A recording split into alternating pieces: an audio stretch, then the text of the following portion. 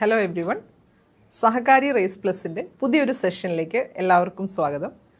നമ്മൾ ഇന്ന് കാണാൻ പോകുന്നത് ചരിത്രത്തിൻ്റെ ഭാഗമായിട്ടുള്ള മിഡീവൽ ഇന്ത്യയിലെ പോർഷൻസ് ആണ്. അതായത് നമുക്കറിയാം PSC എക്സാമിനേഷൻസിൽ ചരിത്രം അല്ലെങ്കിൽ ഹിസ്റ്ററിയിൽ നിന്ന് ഒത്തിരി ക്വസ്റ്റ്യൻസ് നമ്മൾക്ക് കിട്ടാറുണ്ട്. എന്നാൽ ഹിസ്റ്ററി ക്വസ്റ്റ്യൻസ് പലപ്പോഴും നമുക്കൊരു ബാലികേറ മലയായിട്ടാണ് തോന്നാറ്. കാരണം നമ്മൾ നോക്കുമ്പോൾ സിലബസ് വലുതാണ്, അല്ലെങ്കിൽ ഒത്തിരി ടേംസ് ഒക്കെ സിലബസിൽ പറയുന്നുണ്ട്. അതുപോലെ സോഴ്സുകളായിട്ട് പറയുന്നത് NCERT പറയുന്നുണ്ട്, SCERT പറയുന്നുണ്ട്, പിന്നെ മറ്റ് ചില പുസ്തകങ്ങൾ വായിക്കണം എന്നൊക്കെ പലരും നമുക്ക് സജസ്റ്റ് ചെയ്യാറുണ്ട്. അപ്പോൾ ഇതെല്ലാം കൂടി കേൾക്കുമ്പോൾ നമുക്ക് ആകെ വരുന്നത് ഒരു കൺഫ്യൂഷനാണ്. നമ്മളെങ്ങനെ ഹിസ്റ്ററിയുടെ പോർഷൻസ് അല്ലെങ്കിൽ സിലബസ് നമ്മളെങ്ങനെ കവർ ചെയ്യും? അപ്പോൾ അങ്ങനെ ഒരു സാഹചര്യത്തിലാണ് നമ്മൾ സഹകാരി റേസ് പ്ലസിൽ വളരെ ഡിഫറെൻ്റ് ആയിട്ട് ഹിസ്റ്ററി പോർഷൻസിനെ എങ്ങനെ കുട്ടികളിലേക്ക് എത്തിക്കാം എന്ന് നമ്മൾ ചിന്തിക്കുന്നത്.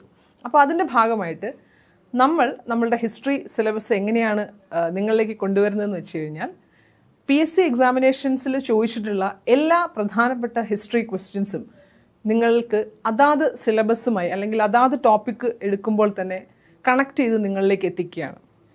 ഇപ്പോൾ ഉദാഹരണത്തിന് ഇന്ന് നമ്മൾ കാണാൻ പോകുന്നത് ഡൽഹി സുൽത്തനേറ്റ് എന്നൊരു തീമാണ്.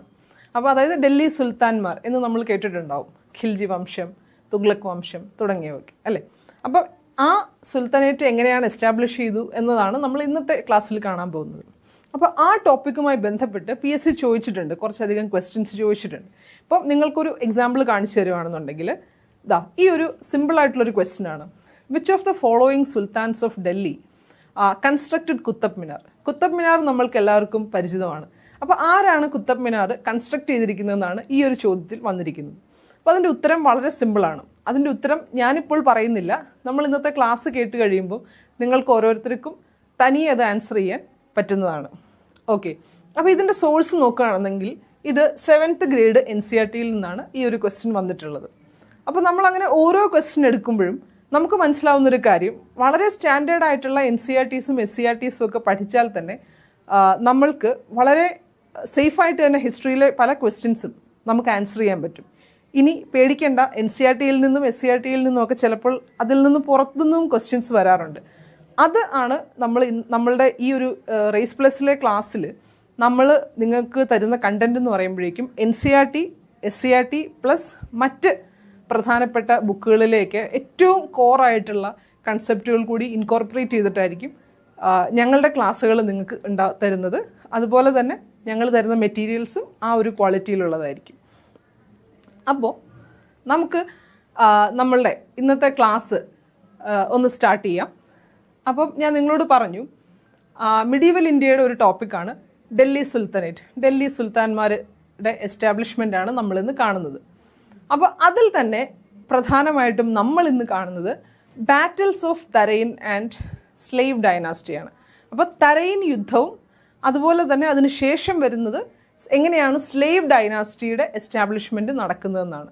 അപ്പം എന്താണ് തരൈൻ വാറിൻ്റെ ഒരു സിഗ്നിഫിക്കൻസ് അല്ലെങ്കിൽ ഇമ്പോർട്ടൻസ്, അതുപോലെ തന്നെ അത് എങ്ങനെ സ്ലേവ് ഡൈനാസ്റ്റിയുടെ എസ്റ്റാബ്ലിഷ്മെൻറ്റിലേക്ക് നയിക്കുന്നു, ഇതാണ് നമ്മളുടെ ഇന്നത്തെ ക്ലാസ്സിൻ്റെ കണ്ടന്റ്. ഓക്കെ, അപ്പോൾ ഈ ക്വസ്റ്റ്യൻസ് നമ്മൾ ക്ലാസ്സിന് ശേഷം ഡിസ്കസ് ചെയ്യുന്നതായിരിക്കും ഓരോന്നും.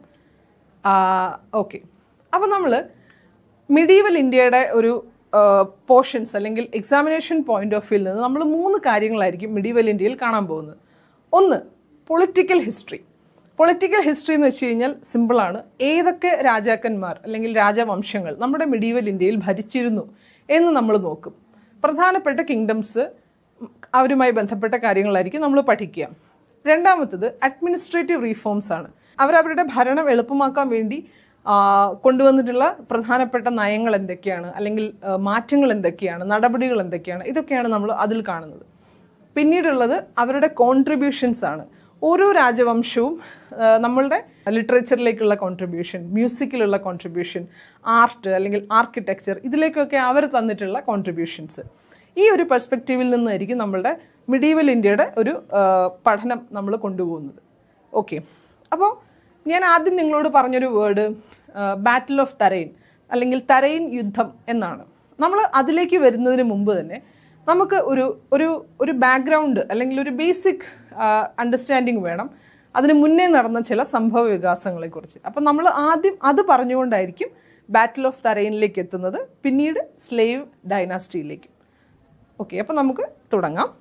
അപ്പം ബാറ്റിൽ ഓഫ് തരൈനൊക്കെ മുമ്പ് തന്നെ വളരെ സിഗ്നിഫിക്കൻ്റ് ആയിട്ടുള്ള ഒരു ഇവൻ്റ് നടന്നിട്ടുണ്ട്.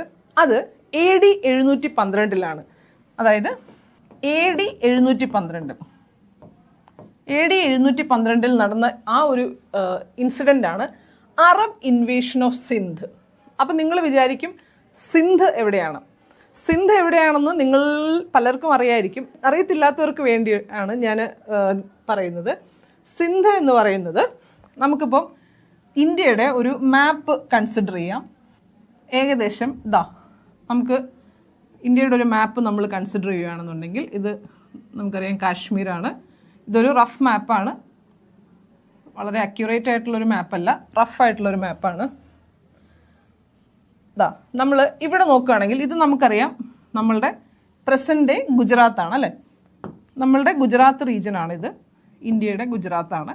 അപ്പം സിന്ധ് എവിടെയാണെന്ന് ചോദിച്ചു കഴിഞ്ഞാൽ, സിന്ധ് എന്ന് പറയുന്നത് ഇന്നത്തെ പാകിസ്ഥാനിലൊരു റീജിയനാണ് സിന്ധ്. അത് ഏതാണ്ട് ഈ ഒരു ഭാഗത്ത് വരും സിന്ധ്.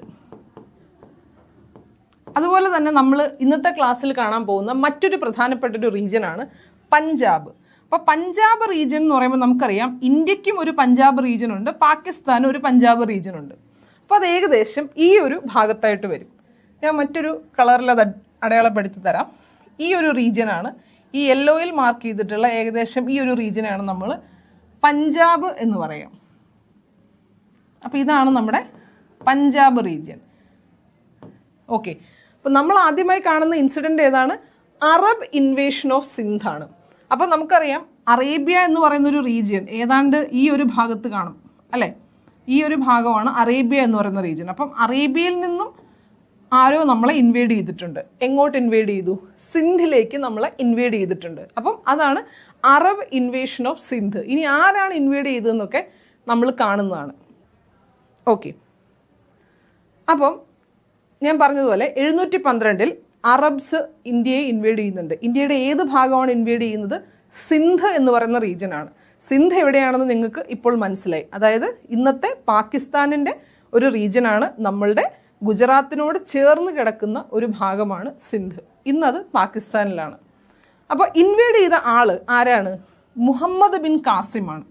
അപ്പോൾ സിന്ധ് ഇൻവേഡ് ചെയ്ത റൂളർ അല്ലെങ്കിൽ സിന്ധ് ഇൻവേഡ് ചെയ്ത വ്യക്തി എന്ന് പറയുന്നത് മുഹമ്മദ് ബിൻ കാസിമാണ്. ഇനി ആരായിരുന്നു മുഹമ്മദ് ബിൻ കാസിം, അല്ലെങ്കിൽ എന്തിനാണ് മുഹമ്മദ് ബിൻ കാസിം സിന്ധ് ഇൻവേഡ് ചെയ്യുന്നത് അല്ലേ? ഇത് രണ്ടും നിങ്ങളുടെ മനസ്സിലേക്ക് വന്നൊരു ചോദ്യമായിരിക്കും. അപ്പോൾ മുഹമ്മദ് ബിൻ കാസിം എന്തിന് സിന്ധ് ഇൻവേഡ് ചെയ്തു എന്ന് വെച്ച് കഴിഞ്ഞാൽ, അന്നത്തെ കാലത്ത് നമുക്കറിയാം കപ്പൽ മാർഗമൊക്കെയാണ് പ്രധാനമായിട്ടുള്ള ചരക്ക് ഗതാഗതങ്ങളും അല്ലെങ്കിൽ കച്ചവടങ്ങളൊക്കെ നടന്നിരുന്നത് അല്ലേ. അപ്പം ഇന്ത്യയെ സംബന്ധിച്ച് നമുക്കറിയാം, നമ്മൾ വീണ്ടും ഒരു മാപ്പിലേക്ക് വരുവാണെന്നുണ്ടെങ്കിൽ ഇന്ത്യ വളരെയധികം തീരപ്രദേശമുള്ളൊരു രാജ്യമാണ് അല്ലേ. ഇന്നും നമ്മളുടെ ചരക്കുകളെല്ലാം വളരെയധികം കടൽ ഡിപ്പെൻഡ് ചെയ്ത് തന്നെയാണ് നമ്മളുടെ ചരക്കുകളൊക്കെ നീങ്ങുന്നത്. അപ്പോൾ ഏകദേശം അറേബ്യ ഇങ്ങനെ നിൽക്കുന്നു, പിന്നെ ഇങ്ങനെയാണ് നമ്മളുടെ ഒരു മാപ്പ് ഏകദേശം കിടക്കുന്നത് അല്ലേ. അപ്പം അന്ന് പണ്ടത്തെ കാലത്തൊക്കെ പൈറസി, ഇന്നും പൈറസി ഉണ്ട്, കടൽ കൊള്ളക്കാർ അല്ലേ. അപ്പോൾ ഈ ഒരു അറേബ്യയിൽ നിന്നൊക്കെ ഇന്ത്യ അറേബ്യ ആയിട്ടുള്ള കച്ചവടങ്ങൾ നടക്കുന്നത് പലപ്പോഴും കടൽ മാർഗം തന്നെയാണ് അല്ലേ. ഇവിടെ നിന്ന് ഇങ്ങോട്ടും അല്ലെങ്കിൽ അറേബ്യയിൽ നിന്ന് ഇന്ത്യയിലേക്കും ഒക്കെ കച്ചവടങ്ങൾ നടക്കുന്നത് കടൽ മാർഗമാണ്.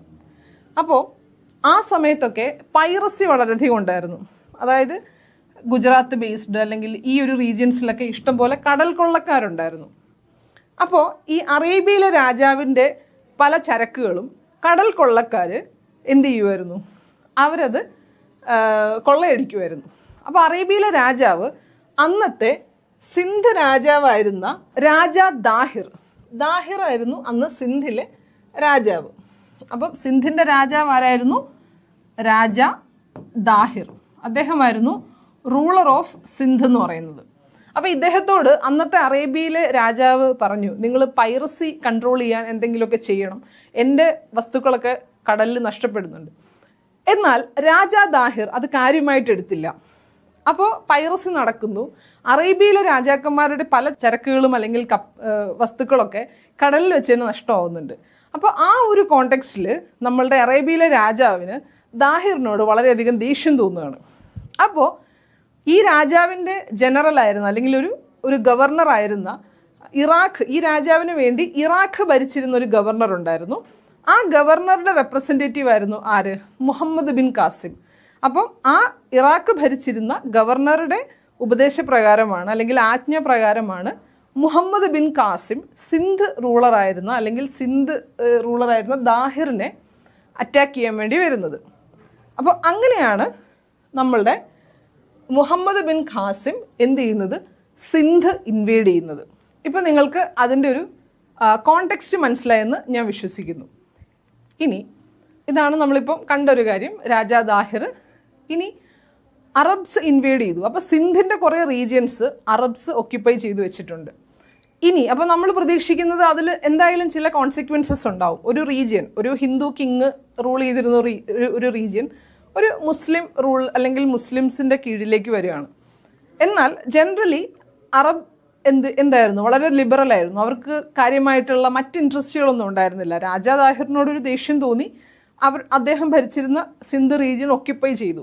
കാരണം അവിടെ നിന്ന് ആ ഒരു സിന്ധ് ബേസ്ഡായി നടക്കുന്ന പൈറസി എല്ലാം കൺട്രോൾ ചെയ്യാൻ കുറച്ചുകൂടി എളുപ്പമാവും സിന്ധ് റീജിയൻ അറബ്സിൻ്റെ കയ്യിൽ വന്നാൽ. പ്രധാനമായിട്ടും അതായിരുന്നു അതിൻ്റെ ഉദ്ദേശം. അപ്പോൾ അതുകൊണ്ട് തന്നെ ഫോഴ്സ്ഡ് കൺവേർഷൻസോ അങ്ങനെയുള്ള കാര്യങ്ങളൊന്നും ഉണ്ടായിരുന്നില്ല. അതുപോലെ തന്നെ അവിടെ താമസിച്ചിരുന്ന ഹിന്ദുക്കളോട് വളരെ ജെന്റിലായിട്ടുള്ള അല്ലെങ്കിൽ വളരെ സൗമ്യമായിട്ടുള്ള ഒരു അപ്രോച്ചായിരുന്നു.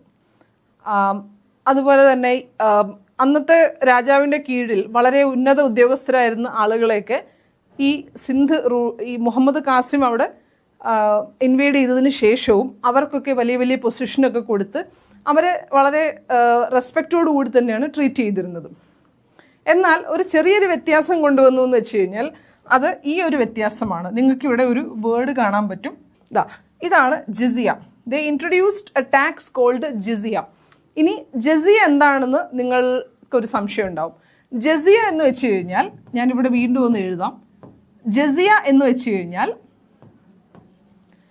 ഒരു രാജ്യം ഒരു മുസ്ലിം റൂളറാണ് റൂൾ ചെയ്യുന്നതെന്നുണ്ടെങ്കിൽ അദ്ദേഹം ആ രാജ്യത്തെ നോൺ മുസ്ലിം ആയിട്ടുള്ള ആളുകളിൽ ഇമ്പോസ് ചെയ്യുന്ന ഒരു ടാക്സ് ആണ് ജസിയ. അപ്പോൾ അത് തീർച്ചയായിട്ടും ആ രാജ്യത്ത് ഇപ്പോൾ സപ്പോസ് ഹിന്ദുക്കളുണ്ടെങ്കിൽ ഹിന്ദുക്കളുടെ മേലിൽ ജസിയ വരും. ബുദ്ധിസ്റ്റുകളുണ്ടെങ്കിൽ ബുദ്ധിസ്റ്റുകളും ജസിയ എന്ന് പറയുന്ന ടാക്സ് അടയ്ക്കണം. ജൈൻ കമ്മ്യൂണിറ്റിയിലെ ആളുകളുണ്ടെങ്കിൽ അവരും ജസിയ എന്ന് പറയുന്ന ടാക്സ് അടയ്ക്കണം. അപ്പോൾ ജസിയ എന്ന് വെച്ച് കഴിഞ്ഞാൽ എന്താണ്? ഒരു മുസ്ലിം റൂളർ ഭരിക്കുന്ന ഒരു പ്രദേശത്ത് നോൺ മുസ്ലിം ആയിട്ടുള്ള ആളുകളുടെ മേൽ ഏൽപ്പിക്കുന്ന അല്ലെങ്കിൽ അവരുടെ മേൽ അവർ അടയ്ക്കേണ്ടുന്ന ഒരു ടാക്സാണ് ജസിയ എന്ന് പറയുന്നത്. അപ്പോൾ നിങ്ങൾക്ക് ഈ ഒരു ടേം മനസ്സിലായെന്ന് വിശ്വസിക്കുന്നു. ഈ ഒരു ടേം നമ്മൾ നോട്ട് ചെയ്ത് പഠിക്കണം. ഓക്കെ. ഇനി നമ്മൾ അതിനുശേഷം പിന്നീട് സംഭവിക്കുന്ന ഒരു സംഭവ വികാസം എന്ന് പറയുന്നത് ഇത് 8ാം സെഞ്ചുറിയിലാണ് അല്ലെങ്കിൽ 8ാം നൂറ്റാണ്ടിലാണ് മുഹമ്മദ് ബിൻ കാസിം ഇൻവേഡ് ചെയ്യുന്നത്. മുഹമ്മദ് ബിൻ കാസിം ഇൻവേഡ് ചെയ്തതിന് ശേഷം പിന്നീട് എന്താ സംഭവിക്കുന്നതെന്ന് വെച്ച് കഴിഞ്ഞാൽ നമുക്കൊരു മാപ്പിലേക്ക് തന്നെ പോവാം. അപ്പം ഇതാണ് നമ്മളുടെ ഇന്ത്യ എന്ന് വിചാരിക്കുക. അപ്പം നമുക്കറിയാം സിന്ധാണ് ഇൻവേഡ് ചെയ്തിരിക്കുന്നത്. സിന്ധ് എന്ന് പറയുന്ന ഒരു റീജിയൻ ഏകദേശം ഇവിടെയായിട്ട് വരും. ഈ ഒരു ബ്ലൂ കളറിലെ റീജിയനാണ് സിന്ധ്. അപ്പോൾ നമുക്കറിയാം തീർച്ചയായിട്ടും ഇവിടെ അറബ്സ് ആണ് ഇപ്പം നിലവിലുള്ളത്. അപ്പോൾ ഒരു സ്ഥലത്തേക്ക് പുതിയൊരു കമ്മ്യൂണിറ്റിയിലെ ആളുകൾ വരുന്നു. അപ്പോൾ അവിടെ കച്ചവടങ്ങൾ ഉണ്ടാവുന്നു, വ്യാപാരങ്ങൾ ഉണ്ടാവുന്നുണ്ട്, പലതരത്തിലുള്ള കൾച്ചറൽ എക്സ്ചേഞ്ചുകൾ നടക്കുന്നുണ്ട് അല്ലേ. അപ്പോൾ ആ ഒരു റീജിയൻ വളരെയധികം കൾച്ചറലി റിച്ച് ആവുന്നു. ഇനി നമ്മൾ സിന്ധ് വിട്ട് കുറച്ചുകൂടി വെസ്റ്റിലേക്ക് പോയി കഴിഞ്ഞാൽ, ഇപ്പം വെസ്റ്റ് എന്ന് പറയുമ്പോൾ ഇങ്ങോട്ടാണല്ലോ, വെസ്റ്റേൺ റീജിയനിലേക്ക് പോയി കഴിഞ്ഞാൽ പാകിസ്ഥാൻ കഴിഞ്ഞാൽ നമുക്കറിയാം പിന്നീടുള്ള രാജ്യം എന്ന് പറയുന്നത് അഫ്ഗാനിസ്ഥാനാണ്. അപ്പോൾ നമുക്ക് ഏകദേശം അഫ്ഗാനിസ്ഥാൻ ഇങ്ങനെയാണെന്ന് വിചാരിക്കാം. ഈ ഒരു ചതുരത്തിൽ കാണിച്ചിരിക്കുന്ന റീജിയൻ അഫ്ഗാനിസ്ഥാൻ എന്ന് എന്നെടുക്കാം. അപ്പോൾ ഇതാണ് നമ്മളുടെ അഫ്ഗാനിസ്ഥാൻ. അപ്പം ഈ അഫ്ഗാനിസ്ഥാനിൽ ഒരാളുണ്ടായിരുന്നു. ഈ അഫ്ഗാനിസ്ഥാനിൽ ഒരു റൂളർ ഉണ്ടായിരുന്നു. അദ്ദേഹത്തിൻ്റെ പേരാണ് മഹ്മൂദ് ഗസ്നി. ഓക്കെ, അപ്പം ഇദ്ദേഹത്തിൻ്റെ പേരാണ് മഹ്മൂദ് ഗസ്നി. അപ്പം ഗസ്നി എന്ന് പറയുന്നത് അഫ്ഗാനിസ്ഥാനിലുള്ള ഒരു സ്ഥലമാണ്, ഗസ്നി. അപ്പം നമ്മൾ കണ്ടു സിന്ധ് എവിടെയാണ്, ഇന്നത്തെ പാകിസ്ഥാനിലാണ്. ഇനി നമ്മൾ കണ്ടു അഫ്ഗാനിസ്ഥാനിലുള്ളൊരു സ്ഥലമുണ്ട് ഗസ്നി. അപ്പം നമ്മുടെ മഹ്മൂദ് ഗസ്നി എവിടുത്തെ റൂളറായിരിക്കും? നമുക്ക് ഈ പേരിൽ നിന്ന് തന്നെ മനസ്സിലാവും, അദ്ദേഹം ഗസ്നിയിലെ റൂളറായിരുന്നു. ഗസ്നി എവിടെയാണ്? ഇന്നത്തെ അഫ്ഗാനിസ്ഥാനിലാണ്. അപ്പോൾ ഈ ഗസ്നിക്കുള്ളൊരു പ്രത്യേകത, ഇദ്ദേഹം വളരെയധികം അംബീഷ്യസ് ആയിട്ടുള്ളൊരു റൂളറായിരുന്നു. ഒത്തിരിയധികം സമ്പത്തും ടെറിട്ടറിയൊക്കെ വേണം എന്നാഗ്രഹമുള്ളൊരു റൂളറായിരുന്നു. മറ്റേത് രാജാവിനെയും പോലെ ഒരു മൈൻഡ് സെറ്റുള്ള ഒരാൾ തന്നെയായിരുന്നു നമ്മളുടെ മഹ്മൂദ് ഗസ്നി. അപ്പം മഹ്മൂദ് ഗസ്നിക്ക് ശരിക്കും ടെറിട്ടറീസ് വേണമായിരുന്നു. പക്ഷെ കൂടുതലും അദ്ദേഹം ആഗ്രഹിച്ചിരുന്ന ടെറിട്ടറീസ് എന്ന് വെച്ച് കഴിഞ്ഞാൽ അഫ്ഗാനിസ്ഥാൻ്റെയും വെസ്റ്റിലേക്കുള്ള, അതായത് ഇറാൻ അല്ലെങ്കിൽ നമ്മളുടെ കുറച്ചുകൂടെ മേളിലേക്ക് പോയി കഴിഞ്ഞാൽ സെൻട്രൽ ഏഷ്യ, ഈ ഒരു റീജിയണിൽ ടെറിട്ടറീസ് ക്യാപ്ചർ ചെയ്യുക എന്നുള്ളതായിരുന്നു മഹ്മൂദ് ഗസ്നിയുടെ പ്രധാനപ്പെട്ട ഉദ്ദേശം. എന്നാൽ നമുക്കറിയാം ഇവിടെയും മറ്റ് രാജ്യങ്ങളും രാജാക്കന്മാരും ഒക്കെ ഉണ്ടല്ലോ, ഇവരുടെ ശത്രുക്കളൊക്കെ ഇവിടെ ഈ എല്ലാ ഭാഗത്തും ഉണ്ട്. സെൻട്രൽ ഏഷ്യയിലുണ്ടാകും, ഇറാനിൽ മറ്റ് കിങ്ഡംസ് ഉണ്ട്. അപ്പോൾ ഇവരെല്ലാം ആരും വിട്ടുകൊടുക്കത്തില്ല. അപ്പോൾ ഗസ്നിക്ക് ഇവരുമായിട്ടൊക്കെ യുദ്ധം ചെയ്യണം എന്നുണ്ടെങ്കിൽ ഒത്തിരി അധികം സമ്പത്ത് വേണം. അപ്പോൾ സമ്പത്ത് വേണം. അപ്പം സമ്പത്തിന് വേണ്ടി എന്തായിരിക്കും ചെയ്യുക? ഗസ്നി ചെയ്യാൻ പോകുന്നതെന്ന് വെച്ച് കഴിഞ്ഞാൽ എവിടെയാണോ കൂടുതൽ സമ്പത്തുള്ളത് ആ ടെറിട്ടറീസ് ഇൻവേഡ് ചെയ്യുക, അല്ലെങ്കിൽ ആ ടെറിട്ടറീസിനെ റെയ്ഡ് ചെയ്യുക എന്നുള്ളൊരു സ്ട്രാറ്റജി ആയിരുന്നു നമ്മളുടെ ഗസ്നി സ്വീകരിച്ചിരുന്നത്. അപ്പോൾ അതിനുവേണ്ടി ഗസ്നിയുടെ താല്പര്യങ്ങൾ എങ്ങോട്ട് ഷിഫ്റ്റ് ചെയ്തു? തീർച്ചയായിട്ടും ഷിഫ്റ്റ് ചെയ്യാൻ സാധ്യതയുള്ളത് നമ്മളുടെ ഇന്ത്യയിലേക്കാണ്, അതായത് ഈസ്റ്റേൺ സൈഡിലേക്കാണ്.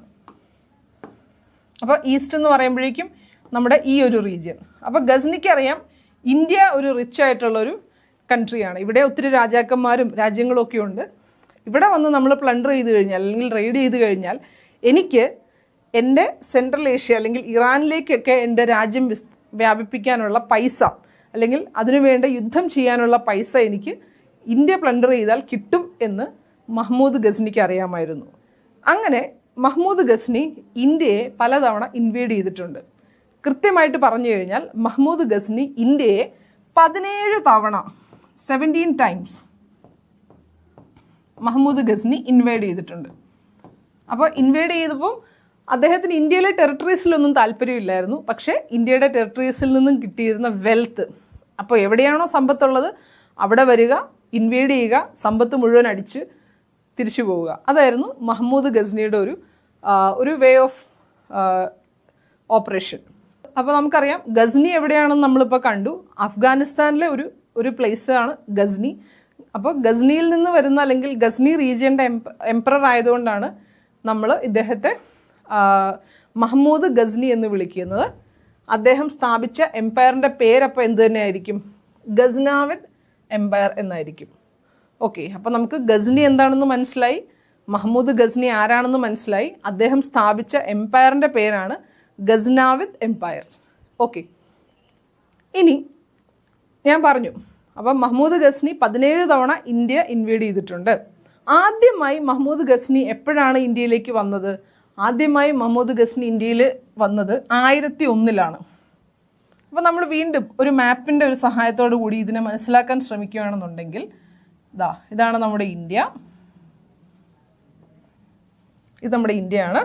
അപ്പം ഞാൻ പറഞ്ഞു ഏതാണ്ട് ഇവിടെ ഈ ഒരു ഭാഗമാണ് നമ്മളുടെ അഫ്ഗാനിസ്ഥാൻ. അഫ്ഗാനിസ്ഥാൻ ഇവിടെയാണ്. ഇന്ത്യയിൽ ഞാൻ പറഞ്ഞു സിന്ധ്, പഞ്ചാബ്, ഈ ഒരു റീജിയനാണ്. അതൊക്കെ അന്ന് ഇന്ത്യയുടെ ഭാഗം തന്നെയാണ്. അല്ലെങ്കിൽ അപ്പോൾ ഈ ഒരു ഭാഗത്ത് അന്ന് റൂൾ ചെയ്തിരുന്ന റൂളർ എന്ന് പറയുന്നത് ആരായിരുന്നു? ഈ ഒരു റെഡ് കളറിൽ കാണിച്ചിരിക്കുന്ന ഒരു റീജിയനിലെ റൂളർ എന്ന് പറയുന്നത്, ഈ ഒരു റീജിയനെ നമ്മൾ വായ് ഹിന്ദ് എന്നാ പറയാം. വായ് ഹിന്ദ് എന്ന് വെച്ച് കഴിഞ്ഞാൽ ഇന്നത്തെ പാകിസ്ഥാനിലെ ടെറിട്ടറീസിനെ ആണ് ഉദ്ദേശിക്കുന്നതെന്ന് നിങ്ങൾ മനസ്സിലാക്കുക. വായ് ഹിന്ദ് എന്ന് പറയുമ്പോഴേക്കും പ്രധാനമായിട്ട് ഉദ്ദേശിക്കുന്നത് ഇന്നത്തെ പഞ്ചാബ് റീജിയൻ, അതുപോലെ തന്നെ നമ്മൾ നേരത്തെ കണ്ട സിന്ധ് റീജിയൻ. അപ്പോൾ പഞ്ചാബിൻ്റെ കുറച്ച് പാർട്സ്, സിന്ധിൻ്റെ കുറച്ച് പാർട്സ്, ഇതെല്ലാം കൂടി ചേരുന്ന ഒരു കിങ്ഡം ആയിരുന്നു ആരുടേത്? ഈ വായ്ഹിന്ദ് കിങ്ഡം എന്ന് പറയുന്നത്, ഈ വായ്ഹിന്ദ് കിങ്ഡത്തിന്റെ റൂളർ ആയിരുന്നു ജയപാല. അപ്പൊ ജയപാല ആരായിരുന്നു? ജയപാല എന്ന് പറയുന്ന കിങ് ആണ് വായ്ഹിന്ദ് കിങ്ഡത്തിന്റെ റൂളർ എന്ന് പറയുന്നത്. ഈ വായ്ഹിന്ദ് കിങ്ഡം എന്ന് പറയുന്നത് അതിനൊരു പുതിയ മോഡേൺ നെയിം ഉണ്ട്. അതിൻ്റെ മോഡേൺ നെയിമാണ് പെഷാവർ. അപ്പോൾ വായ്ഹിന്ദ് എന്ന് വെച്ച് കഴിഞ്ഞാൽ ഇന്നത്തെ ഏത് സ്ഥലമാണ്? പാകിസ്ഥാനിലുള്ള പെഷാവറിനെയാണ് നമ്മൾ വായ്ഹിന്ദ് എന്ന് പറഞ്ഞ് അറിയപ്പെടുന്നത്. അപ്പോൾ പെഷാവർ ആയിരുന്നു ഈ വായ്ഹിന്ദ് കിങ്ഡത്തിൻ്റെ ഹെഡ് ക്വാർട്ടേഴ്സ്. അവിടുത്തെ രാജാവ് ആരായിരുന്നു? ജയപാല എന്ന് പറയുന്ന കിങ് ആയിരുന്നു. അപ്പോൾ നമ്മുടെ മഹ്മൂദ് ഗസ്നി ആദ്യമായി ഇന്ത്യ അറ്റാക്ക് ചെയ്യുന്നത് 1001 1001 മഹ്മൂദ് ഗസ്നി അഫ്ഗാനിസ്ഥാനിൽ നിന്നും ഇങ്ങനെ വരുമ്പോൾ ആദ്യമായിട്ട് ഏറ്റുമുട്ടുന്നത് ആരുമായിട്ടായിരിക്കും? ജയപാലയുമായിട്ടാണ്. കാരണം ജയപാലയാണ് ഏത് റീജിയൻ്റെ രാജാവ്? വായ്ഹിന്ദ് എന്ന് പറയുന്ന ഒരു കിങ്ഡത്തിൻ്റെ രാജാവ് ജയപാലയായിരുന്നു. ഓക്കെ, ഇതുവരെയുള്ള കാര്യങ്ങൾ നിങ്ങൾക്ക് മനസ്സിലായെന്ന് ഞാൻ വിശ്വസിക്കുന്നു. നമുക്ക് കുറച്ചുകൂടെ മുന്നോട്ട് പോവാം. അപ്പം ഞാൻ നേരത്തെ പറഞ്ഞതുപോലെ തന്നെ ഗസ്നാവിദ് ഡൈനാസ്റ്റിയുടെ മെയിൻ റൂളറായിരുന്നു ഗസ്നി, മഹ്മൂദ് ഗസ്നി. അദ്ദേഹം ഇന്ത്യയിലേക്ക് വരുമ്പോൾ ആ സമയത്ത് ആദ്യമായിട്ട്, അല്ലെങ്കിൽ അദ്ദേഹം ആദ്യമായി ഏറ്റുമുട്ടുന്ന രാജാവ് എന്ന് പറയുന്നത് ജയപാലയാണ്, കിങ് ജയപാല. കിങ് ജയപാല ഏത് രാജ്യത്തിൻ്റെ റൂളറായിരുന്നു? വായ്ഹിന്ദ് എന്ന് പറയുന്ന ഒരു കിങ്ഡത്തിൻ്റെ റൂളറായിരുന്നു കിങ് ജയപാല. ഓക്കെ, അതുപോലെ ഈ ഗസ്നിയുടെ ഒരു പ്രത്യേകത, നമ്മളിപ്പോൾ ഗസ്നിയെ കണ്ടത് ഒരു പ്ലണ്ടറായിട്ട് അല്ലെങ്കിൽ റെയ്ഡ് ചെയ്യുന്ന ഒരാളായിട്ടാണ്. തീർച്ചയായിട്ടും അദ്ദേഹം ഒരു പ്ലണ്ടറായിരുന്നു. അതുകൂടാതെ അദ്ദേഹത്തിന് മറ്റു ചില പ്രത്യേകതകൾ കൂടി ഉണ്ടായിരുന്നു. അദ്ദേഹത്തെ നമ്മൾ അറിയപ്പെടുന്നതെന്ന് വെച്ച് കഴിഞ്ഞാൽ he was known as the father of Persian renaissance. അപ്പോൾ പേർഷ്യ എന്ന് പറയുന്ന റീജിയൻ ഇന്നത്തെ ഇറാൻ, ആ ഒരു റീജിയനാണ്. അപ്പോൾ പേർഷ്യൻ റിനൈസൻസിൻ്റെ ഫാദർ എന്ന് പറയാൻ കാരണം ഇദ്ദേഹം അല്ലെങ്കിൽ ഇദ്ദേഹത്തിൻ്റെ പൂർവികരും ഇദ്ദേഹം എല്ലാവരും പേർഷ്യൻ ലാംഗ്വേജ് അല്ലെങ്കിൽ പേർഷ്യൻ കൾച്ചറിൻ്റെ വലിയ വക്താക്കളായിരുന്നു. അപ്പം ഇദ്ദേഹം പവറിൽ വന്നതിന് ശേഷവും അവരുടെ ഒഫീഷ്യൽ ലാംഗ്വേജ് പേർഷ്യൻ ആയിരുന്നു. അല്ലെങ്കിൽ മറ്റെല്ലാ തരം കാര്യങ്ങളിലും അവർ ഫോളോ ചെയ്തിരുന്നത് ഇറാൻ അല്ലെങ്കിൽ പേർഷ്യൻ കൾച്ചറായിരുന്നു. അപ്പോൾ പേർഷ്യൻ കൾച്ചറിനെ വളരെ നന്നായി അല്ലെങ്കിൽ നല്ല രീതിയിൽ പ്രൊമോട്ട് ചെയ്തതുകൊണ്ടാണ് ഇദ്ദേഹത്തെ നമ്മൾ എന്തെന്ന് വിളിക്കുന്നത്? He non as the father of Persian renaissance. അപ്പോൾ ഗസ്നിയെ നമ്മൾ ഫാദർ ഓഫ് പേർഷ്യൻ റിനൈസൻസ് എന്ന് വിളിക്കുന്നതിൻ്റെ കാരണം എന്താണ്? അദ്ദേഹം പേർഷ്യൻ ലാംഗ്വേജ്, പേർഷ്യൻ കൾച്ചർ ഇതിനെല്ലാം വളരെയധികം ഇമ്പോർട്ടൻസ് കൊടുത്തിരുന്നു, അല്ലെങ്കിൽ അതിനെ വളരെയധികം പ്രൊമോട്ട് ചെയ്തിരുന്നു. അതുകൊണ്ടാണ് ഇദ്ദേഹത്തെ നമ്മൾ പേർഷ്യൻ റിനൈസൻസിൻ്റെ ഫാദർ എന്ന് വിളിക്കുന്നത്. ഓക്കെ, ഇനി നമ്മൾക്ക് മറ്റ് ചില പ്രത്യേകതകൾ കൂടി നോക്കാം. മഹ്മൂദ് ഗസ്നിയുടെ മറ്റ് ചില പ്രത്യേകതകളാണ്. ഒന്ന്, he was the first ruler to adopt the title of സുൽത്താൻ. അപ്പം ആദ്യമായി സുൽത്താൻ എന്നൊരു ടൈറ്റിൽ അഡോപ്റ്റ് ചെയ്യുന്ന റൂളർ ആരാണ്? മഹ്മൂദ് ഗസ്നിയാണ്. അതുപോലെ അദ്ദേഹത്തിൻ്റെ ഒഫീഷ്യൽ ലാംഗ്വേജ് ദാരി എന്നറിയപ്പെടുന്നു. അതുപോലെ തന്നെ ഒഫീഷ്യൽ ലാംഗ്വേജ് ദാരി അല്ലെങ്കിൽ പേർഷ്യൻ ആയിരുന്നു ഇവരുടെ ഒഫീഷ്യൽ ലാംഗ്വേജ്. എന്നാൽ ഇന്ത്യയിൽ ഞാൻ പറഞ്ഞു അദ്ദേഹം ഫാദർ ഓഫ് പേർഷ്യൻ റിനൈസൻസ് ഒക്കെ ആണെങ്കിൽ കൂടിയും ഇന്ത്യയിൽ ഇദ്ദേഹം അറിയപ്പെട്ടിരുന്നത് വിഗ്രഹഭഞ്ജക എന്ന പേരിലാണ്. അപ്പോൾ അതൊരു എക്സാമിനേഷൻ പോയിന്റ് ഓഫ് വ്യൂവിൽ നിന്ന് വളരെ ഇമ്പോർട്ടൻ്റ് ആണ്. മഹ്മൂദ് ഗസ്നിയാണ് വിഗ്രഹഭഞ്ജക എന്നുള്ള പേരിൽ അറിയപ്പെടുന്നത്. വിഗ്രഹഭഞ്ജക എന്ന് വെച്ച് കഴിഞ്ഞാൽ ഐഡോൾ ഡിസ്ട്രോയർ ആണ്. അതായത് നമ്മളുടെ മൂർത്തികൾ അല്ലെങ്കിൽ വിഗ്രഹങ്ങളെ ഉടച്ചു കളയുന്ന ഒരാൾ. ആ ഒരു പേരിലാണ് ആരറിയപ്പെട്ടിരുന്നത്? മഹ്മൂദ് ഗസ്നി അറിയപ്പെട്ടിരുന്നത്. അല്ലെങ്കിൽ he was also known as the Charlemagne of South Asia. Okay, അപ്പോൾ ഇത് രണ്ടും ആർക്കുള്ള പേരാണ്? ആരെ വിളിക്കുന്ന അല്ലെങ്കിൽ ആരുമായി ബന്ധപ്പെട്ട ഒരു പേരാണ്? മഹ്മൂദ് ഗസ്നിയുമായിട്ട് അസോസിയേറ്റ് ചെയ്ത പേരാണ്. ഇനി ഞാൻ നേരത്തെ പറഞ്ഞിരുന്നു മഹ്മൂദ് ഗസ്നി ഇന്ത്യ 17 തവണ ഇൻവേഡ് ചെയ്തിരുന്നു. ബിറ്റ്വീൻ 1000 and 1027 AD, 1000നും 1027 ADക്കും ഇടയിൽ അദ്ദേഹം 17 തവണ ഇന്ത്യ ഇൻവേഡ് ചെയ്തിരുന്നു. അവസാനത്തെ ഇൻവേഷൻ സംഭവിക്കുന്നത് 1027 ADയിലാണ്. അപ്പോൾ നമ്മൾ കണ്ടു മഹ്മൂദ് ഗസ്നി. നമുക്കൊന്ന് റിവൈസ് ചെയ്യാം. മഹ്മൂദ് ഗസ്നി അഫ്ഗാനിസ്ഥാനിലെ ഗസ്നി എന്ന് പറയുന്ന റീജിയണിൻ്റെ റൂളറായിരുന്നു. അല്ലെങ്കിൽ അദ്ദേഹം സ്ഥാപിച്ച എംപയറിൻ്റെ പേരായിരുന്നു ഗസ്നാവിദ് എംപയർ. അപ്പോൾ അദ്ദേഹം ഇന്ത്യയെ പലതവണ ഇൻവേഡ് ചെയ്തിട്ടുണ്ട് അല്ലെങ്കിൽ റെയ്ഡ് ചെയ്തിട്ടുണ്ട്. കൃത്യമായി പറഞ്ഞു കഴിഞ്ഞാൽ 17 തവണ റെയ്ഡ് ചെയ്തു. ആദ്യത്തെ ഇൻവേഷൻ നടക്കുന്നത് 1001 ADയിലാണ്. അവസാനത്തെ ഇൻവേഷൻ നടക്കുന്നത് 1027 AD ഇനി അദ്ദേഹം ഏതൊക്കെ ഏരിയയാണ് ഇന്ത്യയിൽ ലൂട്ട് ചെയ്തിട്ടുള്ളത് അല്ലെങ്കിൽ പ്ലണ്ടർ ചെയ്തിട്ടുള്ളത് അല്ലെങ്കിൽ റെയ്ഡ് ചെയ്തിട്ടുള്ളത് നമുക്ക് നോക്കാം. നമുക്കതൊരു മാപ്പിന്റെ സഹായത്തോടെ മനസ്സിലാക്കാൻ ശ്രമിക്കാം. അപ്പോൾ അദ്ദേഹം പ്ലണ്ടർ ചെയ്ത ഏരിയാസ് എന്ന് പറയുന്നത് പ്രധാനമായിട്ടും മുൾത്താൻ, താനേസർ, കനൗജ്. അപ്പോൾ ഇതൊക്കെ എവിടെയാണെന്ന് നിങ്ങൾക്കൊരു സംശയം വരും. അപ്പോൾ നമുക്കതൊരു മാപ്പിന്റെ സഹായത്തോടു കൂടി മനസ്സിലാക്കാം. അപ്പം വീണ്ടും നമുക്ക് ഇന്ത്യയുടെ ഒരു മാപ്പ് വേണം. അപ്പം ഇത് ഗുജറാത്താണ്, ഇതാണ് നമുക്ക് ഇന്ത്യ എന്ന് വിചാരിക്കുക. അപ്പം മുൾട്ടാൻ എന്ന് പറയുന്ന ഒരു റീജിയൻ ഏകദേശം നമുക്ക് ഈ ഒരു റീജിയനാണ്. അതായത് ഇന്നത്തെ കാശ്മീരിൻ്റെ ചില റീജിയൻസും പഞ്ചാബിൻ്റെ ചില റീജിയൻസും കൂടി ചേരുന്ന ഒരു റീജിയനാണ് നമ്മൾ മുൾട്ടാൻ എന്ന് വിളിക്കുന്നത്. ഇപ്പം നിങ്ങൾ മുൾട്ടാനി മിട്ടി എന്നൊക്കെ പലരും കേട്ടിട്ടുണ്ടാവും. അപ്പോൾ ആ ഒരു ഈ മുൾത്താൻ റീജിയനിൽ നിന്നുള്ള മണ്ണിനെയാണ് നമ്മൾ മുൾത്താനി മിട്ടി എന്ന് വിളിക്കുക. അപ്പോൾ അങ്ങനെ ഒന്ന് ഓർത്തിരിക്കാൻ വേണ്ടി പറഞ്ഞതാണ്. മുൾട്ടാൻ എന്ന് പറയുന്ന region it is part of present day Kashmir and Punjab. പഞ്ചാബിൻ്റെ ചില ഭാഗങ്ങളും കാശ്മീരിൻ്റെ ചില ഭാഗങ്ങളും കൂടി ചേരുന്ന ഒരു റീജിയനെയാണ് നമ്മൾ മുൾട്ടാൻ എന്ന് പറയുന്നത്. അന്ന് മഹ്മൂദ് ഗസ്നിയുടെ സമയത്ത് മുൾട്ടാൻ ഭരിച്ചിരുന്നത് ഒരു മുസ്ലിം രാജാവായിരുന്നു. ഇനി അദ്ദേഹം പിന്നീട് ഇൻവേഡ് ചെയ്യുന്നത്, അപ്പം നമുക്കറിയാം ഗസ്നി വരുന്നത് ഈ ഒരു ഡയറക്ഷനിൽ നിന്നാണ്, അഫ്ഗാനിസ്ഥാനിൽ നിന്നാണ് ഗസ്നി ഇന്ത്യയെ ഇൻവേഡ് ചെയ്യുന്നത്. അപ്പം മുൾട്ടാൻ ഇൻവേഡ് ചെയ്തിട്ടുണ്ട്. താനേസർ എന്ന് പറയുന്നത് ഏതാണ്ട് ഈ ഒരു ഭാഗത്താണ്, അതായത് പ്രസന്റ് ഹരിയാനയിലാണ് താനേസർ വരുന്നത്. അപ്പോൾ താനേസറും ഇൻവേഡ് ചെയ്തിട്ടുണ്ട്, നമ്മളുടെ മഹ്മൂദ് ഗസ്നി ഇൻവേഡ് ചെയ്തിട്ടുണ്ട്. പിന്നീട് അടുത്ത സ്ഥലം ഏതാണ്? കനൗജ് ആണ്. കനൗജ് എന്ന് പറയുമ്പോഴേക്കും കുറച്ചുകൂടി ഈസ്റ്റ് ആണ്, അതായത് നമ്മളുടെ പ്രസന്റ് ഡേ UP ആണ്. അപ്പോൾ ഈ ഒരു റീജിയനാണ് കനൗജ്. കനൗജ് എവിടെയാണ്? കനൗജ് പ്രസന്റ് ഡേ ഉത്തർപ്രദേശിലാണ്. ഓക്കെ, അപ്പം ഇതിനിടയിലുള്ള മറ്റ് റീജിയൻസും പ്ലണ്ടർ ചെയ്തിട്ടുണ്ട്. പ്രധാനമായിട്ട് മഹ്മൂദ് ഗസ്നി പ്ലണ്ടർ ചെയ്തിട്ടുള്ള ലൊക്കാലിറ്റീസ് അല്ലെങ്കിൽ ലൊക്കേഷൻസ് ഏതൊക്കെയാണെന്ന് ചോദിച്ചു കഴിഞ്ഞാൽ മുൾട്ടാൻ, താനേസർ, കനൗജ്. അത് കൂടാതെ തന്നെ മറ്റൊരു പ്രത്യേകതയും കൂടിയുണ്ട്. അതായത് നമ്മൾ മഹ്മൂദ് ഗസ്നിയെ നമ്മൾ വിഗ്രഹഭഞ്ജക എന്നൊരു പേരിൽ അറിയപ്പെടുന്നുണ്ടെന്ന് പറഞ്ഞു. അദ്ദേഹം ഏറ്റവും സുപ്രധാനമായിട്ട് റെയ്ഡ് ചെയ്ത ഇന്ത്യയിലെ പ്രധാനപ്പെട്ട ഒരു ടെമ്പിളുണ്ട്, ഒരു അമ്പലമുണ്ട്. അത് ഗുജറാത്തിലെ ഈ ഒരു റീജിയണിലുള്ള സോംനാഥ് ടെമ്പിളാണ്. അപ്പം സോംനാഥ് ടെമ്പിളിനെ റെയ്ഡ് ചെയ്ത് അതിൽ നിന്ന് ഒത്തിരി സമ്പത്തുകൾ മോഷ്ടിച്ചുകൊണ്ട് പോയ ഒരു വ്യക്തിയാണ് മഹ്മൂദ് ഗസ്നി. അപ്പം സോംനാഥ് ടെമ്പിൾ എവിടെയാണ്? സോംനാഥ് ടെമ്പിൾ ഗുജറാത്തിലാണ്. അപ്പോൾ ഗുജറാത്തിലെ സുപ്രസിദ്ധമായ സോംനാഥ് ടെമ്പിൾ റെയ്ഡ് ചെയ്ത ഇൻവേഡർ ആരാണ് എന്ന് ചോദിച്ചു കഴിഞ്ഞാൽ അതിനൊറ്റ ഉത്തരവേ ഉള്ളൂ, അത് മഹ്മൂദ് ഗസ്നിയാണ്.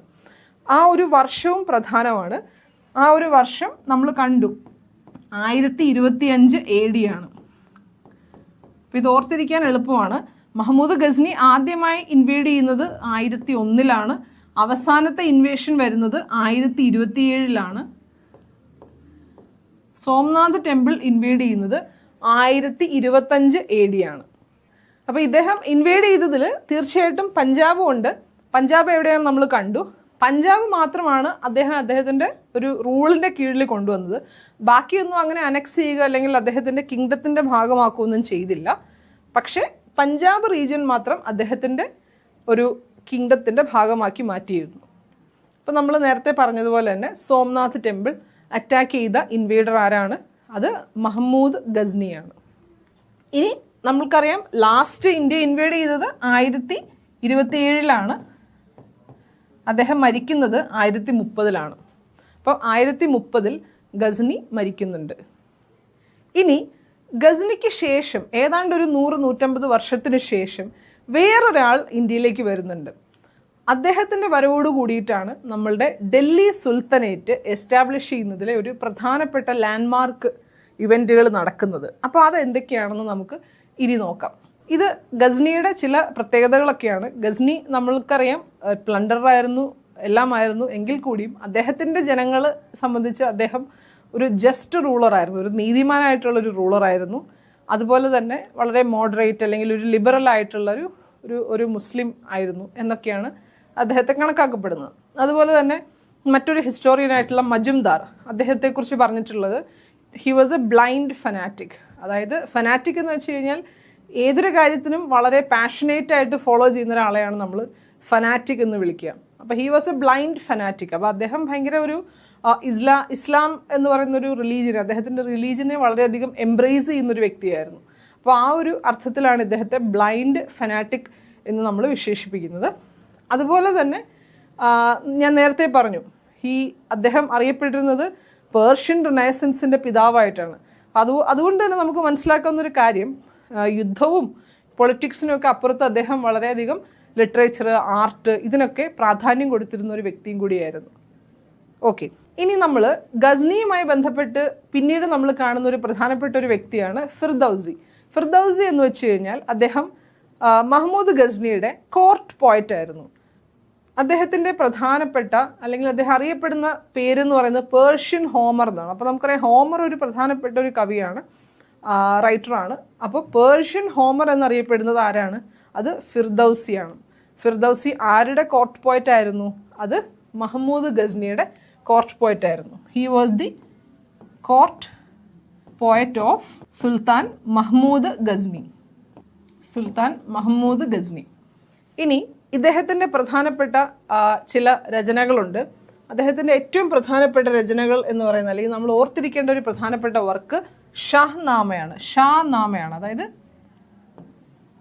ഷാ എന്നുള്ള ഒരു വാക്കിൻ്റെ അർത്ഥം കിങ് എന്നുള്ളതാണ്. അപ്പം ഷാഹ്നാമ എന്ന് വെച്ച് കഴിഞ്ഞാൽ ദ ബുക്ക് ഓഫ് കിങ്സ്. അപ്പം ഗസ്നാവിദ് കിങ്ഡത്തിലേക്ക് പ്രധാനപ്പെട്ട രാജാക്കന്മാരെക്കുറിച്ച് ഡിസ്ക്രൈബ് ചെയ്യുന്ന ഒരു ബുക്കാണ് ഷാനാമ. അത് എഴുതിയിരിക്കുന്നത് ഫിർദൌസിയാണ്. അപ്പോൾ ഫിർദൌസി ആരുടെ കോർട്ട് പോയറ്റ് ആയിരുന്നു എന്നൊരു ചോദ്യം വന്നു കഴിഞ്ഞാൽ അത് മഹ്മൂദ് ഗസ്നിയുടെ കോർട്ട് പോയറ്റാണ് എന്നാണ് ഉത്തരം. ഇനി അതുപോലെ തന്നെ അൽ ബിറൂനി എന്ന് പറയുന്ന ഒരു റൈറ്റർ, അല്ലെങ്കിൽ റൈറ്റർ പ്ലസ് ട്രാവലറിനെ കുറിച്ച് കൂടി നമ്മൾ അറിയണം. അൽ ബിറൂനി എന്ന് വെച്ച് കഴിഞ്ഞാൽ അദ്ദേഹം വളരെ പ്രധാനപ്പെട്ട ഒരു ഹിസ്റ്റോറിയനും റൈറ്ററും ഒക്കെ ആയിരുന്നു. അദ്ദേഹവും മഹ്മൂദ് ഗസ്നിയുടെ കോർട്ടിലുള്ള ഒരു വ്യക്തിത്വമായിരുന്നു. അദ്ദേഹം എഴുതിയ ഏറ്റവും പ്രധാനപ്പെട്ട അല്ലെങ്കിൽ അദ്ദേഹം എഴുതിയ ഏറ്റവും പ്രധാനപ്പെട്ട ബുക്ക് എന്ന് പറയുന്നത് കിതാബുൽ ഹിന്ദാണ്. അപ്പോൾ നമുക്കറിയാം ഹിന്ദ് എന്ന് പറയുന്ന ഒരു വേർഡ് ഇൻഡിക്കേറ്റ് ചെയ്യുന്നത് ഇന്ത്യയാണ്. നമുക്കിപ്പോൾ അറിയാം, നമ്മൾ ഇന്ത്യയെ ഹിന്ദുസ്ഥാൻ എന്ന് വിളിക്കാറുണ്ട്. അപ്പോൾ ഹിന്ദ്, കിതാബുൽ ഹിന്ദ് എന്ന് പറഞ്ഞു കഴിഞ്ഞാൽ ഇന്ത്യയെക്കുറിച്ച് അൽ ബിറൂനി എഴുതിയിട്ടുള്ള ഏറ്റവും ഫേമസ് ആയിട്ടുള്ള ബുക്കാണ് കിതാബുൽ ഹിന്ദ്, അല്ലെങ്കിൽ താരീഖ് അൽ ഹിന്ദ് എന്നും പറയാറുണ്ട്. രണ്ടും ഒന്ന് തന്നെയാണ്, താരീഖ് അൽ ഹിന്ദ് അല്ലെങ്കിൽ കിതാബ് അൽ ഹിന്ദ്. അപ്പം നമുക്കിത് ഓർത്തിരിക്കാൻ എളുപ്പത്തിന് നമുക്കിങ്ങനെ വേണമെങ്കിൽ നോക്കാം. അതായത് അൽ ബിറൂനിയിൽ ഒരു അല്ലുണ്ട്, താരീഖ് അൽ ഹിന്ദ് എന്നാണ്, അല്ലെങ്കിൽ കിതാബ് അൽ ഹിന്ദ് എന്നാണ്. അപ്പം അൽ ഇവിടെയും അൽ ഇവിടെയും അൽ. അപ്പം അൽ വെച്ചിട്ടൊരു ബുക്കാണ് കാണുന്നതെങ്കിൽ അത് അൽ ബിറൂനി ആവാനാണ് സാധ്യത, അല്ലേ? അപ്പോൾ അൽ ബിറൂനി ഉണ്ട്, താരീഖ് അൽ ഹിന്ദ് ഉണ്ട്, കിതാബ് അൽ ഹിന്ദ് ഉണ്ട്. ഇനി നമ്മൾക്ക് ഞാൻ നേരത്തെ പറഞ്ഞതുപോലെ മഹ്മൂദ് ഗസ്നിക്ക് ശേഷം ഇന്ത്യയിലേക്ക് വന്ന ഒരു പ്രധാനപ്പെട്ട മറ്റൊരു വ്യക്തിത്വമുണ്ട്. അദ്ദേഹമാണ് മുഹമ്മദ് ഗോറി. അപ്പോൾ അദ്ദേഹത്തിൻ്റെ ഫുൾ നെയിം എന്ന് പറയുന്നത് മുഹമ്മദ് ഷഹാബുദ്ദീൻ ഗോറി എന്നാണ്. നമുക്ക് മുഹമ്മദ് ഗോറി എന്ന് വിളിക്കാം. അപ്പോൾ Muhammad Ghori was the third famous Muslim ruler to invade India. അപ്പം ആദ്യത്തെ ഇൻവേഡർ അല്ലെങ്കിൽ ആദ്യത്തെ Muslim ruler to invade India അതാരായിരുന്നു? അത് നമ്മൾ ഏറ്റവും ആദ്യം കണ്ട ആളാണ് മുഹമ്മദ് ബിൻ കാസിമാണ്. മുഹമ്മദ് ബിൻ കാസിം. ഇദ്ദേഹം ഇന്ത്യയെ ഇൻവേഡ് ചെയ്യുന്നു, അല്ലെങ്കിൽ ഇന്ത്യയിലെ സിന്ധ് ഒക്യുപ്പൈ ചെയ്യുന്ന 712 AD അത് നമ്മൾ കണ്ടു. രണ്ടാമത്തെ ആളാരാണ്? മഹ്മൂദ് ഗസ്നിയാണ്. മഹ്മൂദ് ഗസ്നി. അദ്ദേഹം ആദ്യമായി ഇന്ത്യയെ ഇൻവേഡ് ചെയ്യുന്നത് 1001 പിന്നീട് അവസാനം ഇൻവേഡ് ചെയ്യുന്നത് 1027 അപ്പം അങ്ങനെ 17 തവണ അദ്ദേഹം ഇന്ത്യയെ ഇൻവേഡ് ചെയ്തിട്ടുണ്ട് എന്നും നമ്മൾ കണ്ടു. ഇനി മൂന്നാമതായി ഇന്ത്യയിലേക്ക് വരുന്ന ഏറ്റവും ഫേമസ് ആയിട്ടുള്ള ഇൻവേഡർ എന്ന് പറയുന്നത് ആരാണ്? മുഹമ്മദ് ഗോറിയാണ്. മുഹമ്മദ് ഗോറി. അപ്പോൾ നമ്മൾ കണ്ടു 1030 മഹ്മൂദ് ഗസ്നി അന്തരിക്കുന്നുണ്ട്. മുഹമ്മദ് ഗോറി ഏതാണ്ട് ഒരു 100-150 വർഷങ്ങൾക്ക് ശേഷം മഹമ്മൂദ് ഗസ്നിയുടെ കിങ്ഡം ആയിരുന്ന ഗസ്നിയുടെ റൂളറായി വരുന്ന ആളാണ് മുഹമ്മദ് ഗോറി. അപ്പം ഇദ്ദേഹത്തെ ഇൻവൈറ്റ് ചെയ്യുന്നത്, അതായത് ഇന്ത്യയിലേക്ക് അദ്ദേഹത്തെ ജയചന്ദ്രൻ, അതായത് നമ്മൾ നേരത്തെ കനൗജ് എന്നൊരു റീജിയൻ കണ്ടായിരുന്നു, കനൗജിലെ രാജാവായിട്ടുള്ള ജയചന്ദ്രൻ ഇൻവൈറ്റ് ചെയ്തു എന്ന് പറയപ്പെടുന്നുണ്ട്. അപ്പം അതിൻ്റെ ഒരു കാരണം എന്തായിരിക്കാം എന്ന് നമുക്കൊന്ന് നോക്കാം. അപ്പം നമുക്ക് വീണ്ടും മാപ്പിൻ്റെ സഹായത്തോടു കൂടി തന്നെ അത് മനസ്സിലാക്കാം. അപ്പം ഇതാണ് ഇന്ത്യ എന്ന് വിചാരിക്കുക. അപ്പം നമുക്കറിയാം ഗസ്നി എന്ന് പറയുന്നത് അഫ്ഗാനിസ്ഥാനിലൊരു സ്ഥലമാണ്. നമുക്കിത് ഗസ്നിയാണെന്നും വിചാരിക്കാം. ഇതാണ് ഗസ്നി, അഫ്ഗാനിസ്ഥാനിലാണ് ഗസ്നി ഉള്ളത്. അപ്പോൾ ഇപ്പം നിലവിൽ ഗസ്നിയിലെ റൂളർ ആരാണ്? റൂളർ എന്ന് പറയുന്നത് അത് ഗോറിയാണ്, അതായത് മുഹമ്മദ് ഗോറിയാണ് ഇപ്പം ഗസ്നിയിലെ കിങ് എന്ന് പറയുന്നത്. അപ്പം കനൗജ് റീജിയൻ നമുക്കറിയാം അത് ഉത്തർപ്രദേശിലെ ഒരു റീജിയൻ ആണെന്ന് നമ്മൾ കണ്ടു. കനൗജ് ആണ് ഇവിടെ മാർക്ക് ചെയ്തിരിക്കുന്നത്. ഇതാണ് കനൗജ്. അപ്പം കനൗജിനെ മനസ്സിലാക്കുന്നത് പോലെ തന്നെ നമ്മൾ മനസ്സിലാക്കേണ്ട ഒരു കാര്യമുണ്ട്.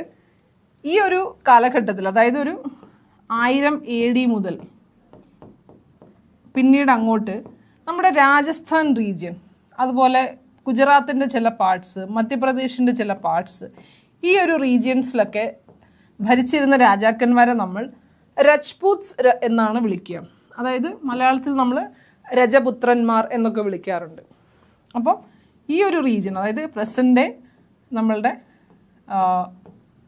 രാജസ്ഥാൻ, മധ്യപ്രദേശ്, അപ്പം ഈ ഒരു റീജിയൻ റൂൾ ചെയ്തിരിക്കുന്നത് ആരാണ്? രാജസ്ഥാൻ്റെ ഈ ഒരു റീജിയനിൽ റൂൾ ചെയ്തിരിക്കുന്ന ആളുകളെ നമ്മൾ രജ്പുത്സ് എന്നാണ് വിളിക്കുക. മലയാളത്തിൽ നമ്മളവരെ രജപുത്രന്മാർ എന്ന് വിളിക്കും. അപ്പം രജ്പൂത്സ് ആണ് ഇവിടെ റൂൾ ചെയ്തിരിക്കുന്നത്. അപ്പം നിങ്ങൾക്ക് ഈ ഒരു ഇമേജ് നോക്കുകയാണെങ്കിൽ മനസ്സിലാവും, രജ്പൂത്സിൻ്റെ നെയ്ബേഴ്സാണ് കനൗജ്. അപ്പം തീർച്ചയായിട്ടും ഇവർ തമ്മിൽ ഒരു വാർ, അല്ലെങ്കിൽ ഇവർ തമ്മിൽ എപ്പോഴും ഒരു യുദ്ധത്തിലായിരിക്കും. കാരണം വളരെ അടുത്തടുത്ത പ്രദേശങ്ങൾ റൂൾ ചെയ്യുന്ന രാജാക്കന്മാരാണ്. അപ്പം കനൗജിലെ രാജാവിന് തീർച്ചയായിട്ടും രജ്പൂത് രാജാക്കന്മാരോട് ഒരു വൈരാഗ്യം തോന്നാനുള്ള സാധ്യതയുണ്ട്, അതുപോലെ തിരിച്ചും.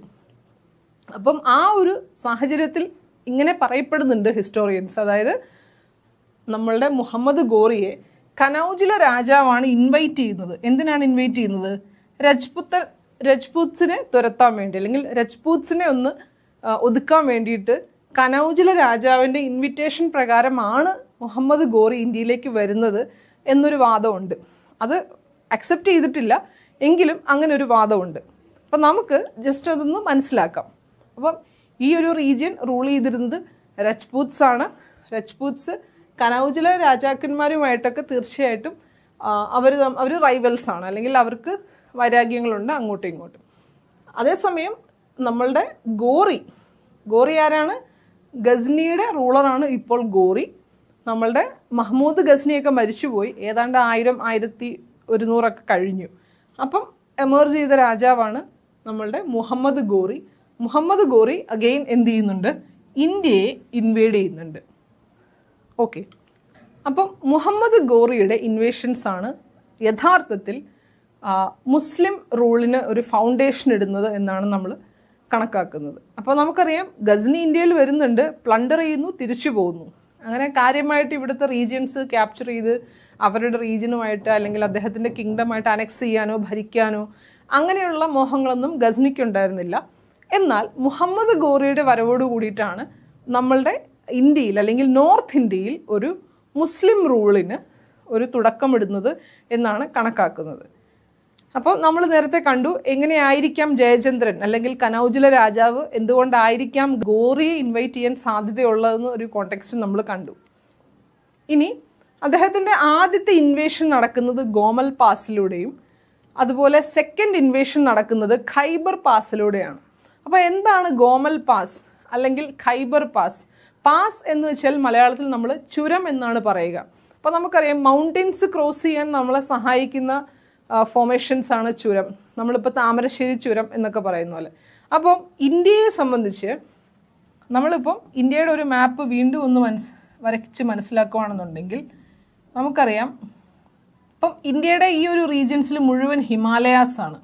വളരെ വളരെ വലിയ ഹൈറ്റൊക്കെയുള്ള പർവ്വതങ്ങളാണ്. ആ ഹിമാലയാസിൻ്റെ ചില എക്സ്റ്റൻഷൻസ് ഈ ഒരു റീജിയൻസിലുണ്ട്. അതായത് നമ്മളുടെ അഫ്ഗാനിസ്ഥാൻ വരെയൊക്കെ ഹിമാലയാസിൻ്റെ ചില എക്സ്റ്റൻഷൻസ് ഉണ്ട്. അപ്പം ഈ ഹിമാലയാസിൻ്റെ ചില എക്സ്റ്റൻഷൻസിലുള്ള ചില പഴുതുകൾ അല്ലെങ്കിൽ ചില ഈ ചുരങ്ങൾ കയറിയിട്ടാണ് ശരിക്കും വെസ്റ്റേൺ സൈഡിൽ നിന്നുള്ള ആളുകൾ ഇന്ത്യയെ ഇൻവേഡ് ചെയ്യാറുള്ളത്.